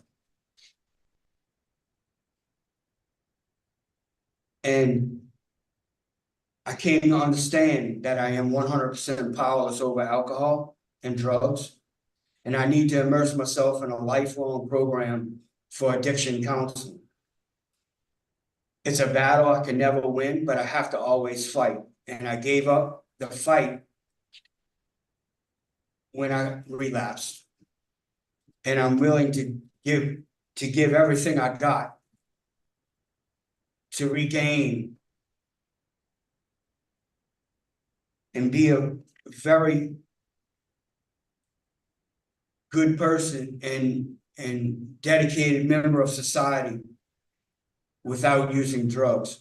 So I need a lifelong term for that. And that's why I chose the Parole Project for this, because they offer programs that could help me with my addiction for the rest of my life, which I know I need to fight addiction for the rest of my life because it'll never go away. I've never had a write-up in DOC history. And I commend myself and try to better myself to be a better person as an inmate and a human.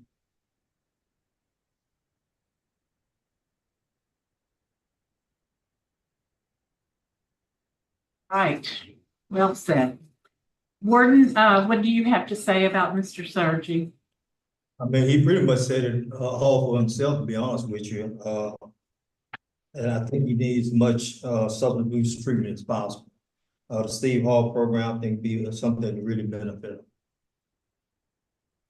him. Behavior wise and everything, he's been doing okay. He is fine. He don't have no write-ups. He's only been here for about a year. He's currently right now a trustee, a Min 1 trustee, so he's doing very well. Right. Mr. Randy Myers with, well, first of all, Carrie Myers with the Parole Project would like to speak. Thank you. And it's almost afternoon, so say kind of good morning, good afternoon. We're here for Mr. Surgi. We understand that every downfall in Mr. Surgi's life has been related to his addiction. It's something he has fought, and as addictions go, often people fail multiple times before they can overcome that addiction. Mr. Surgi knows that he is an addict. Will always be an addict. He also knows that he will constantly need support systems like AANA. And we've had this discussion personally. I agree with the warden that a long-term DOC-approved treatment program would greatly benefit Mr. Surgi should this board grant his parole today, conditionally upon completion of that. Subsequently, should he be granted and come to Parole Project, he will go through an evaluation with our social workers and follow their recommended guidelines for continued treatment. He is skilled. He's a skilled electrician. He was a licensed electrician with as a contractor at his own business. He can certainly be employable. He's going to fight this addiction for the rest of his life. We believe that going to a long-term program will help give him those tools, and the support systems, once he is released through Parole Project, will help him continue on that path.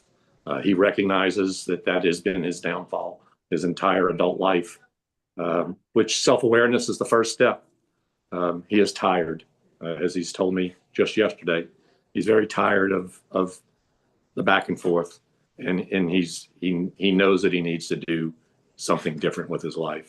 So I just ask this board to consider those things, particularly the warden's recommendation, and consider granting him conditionally today. Thank you very much. We also have Randy Myers, Assistant District Attorney in Jefferson Parish. If Mr. Myers would like to speak now. Good morning, Randall Meyer, Assistant DA, Jefferson Parish. Sounds like everybody's pretty much in agreement. I think Mr.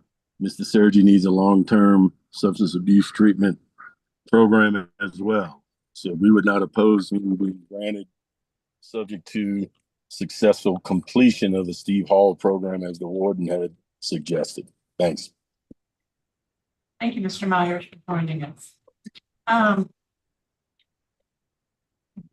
Mr. Freeman, I'm going to defer to you. The rest of the hearing. I'll be totally honest. I think I've heard all I need to hear after Mr. Randy Myers spoke. I've heard all I needed to hear. I was a little skeptical because you hadn't done a lot of time, But if you do a long-term, substance abuse, that could be at least another 9 months plus, a year at, well, I would be voting if I do that. So I have no questions, but I'm ready to vote when y'all ready. Mr. Bauer, do you have a question?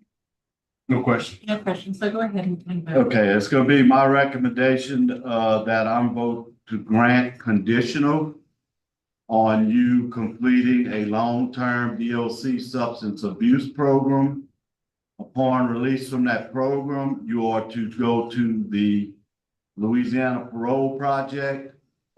I know I'm hurting y'all, Mr. Myers, but I want him there at least a year. Cause I think he needs it. I really do think he needs that watching to make sure he doesn't slip back into that drug. So that'll be my recommendation, grant conditionally and upon release, stay at the Parole Project for 1 year. Mr. Kerry Myers, are you going to accept him for a year? I just want to make sure that that's not. Yes, ma'am. You know, after it's going to be at least 9 months and so we have the capacity to do that by the time he completes that program, and we'll be able to do that. Thank you. Mr. Bauer. I concur with Mr. Freeman for the exact same reason. Mr. Surgi, today I'm voting to grant parole so that you can address, it's conditional upon completion of your long-term DOC substance abuse program, and then to go to the parole project. You need to fly right. You've been granted. The time is now 12:02, and this concludes the business before the Louisiana Committee on Parole. We thank you there, Raymond the board. Board, great to have you there. Look forward to working with you. Okay?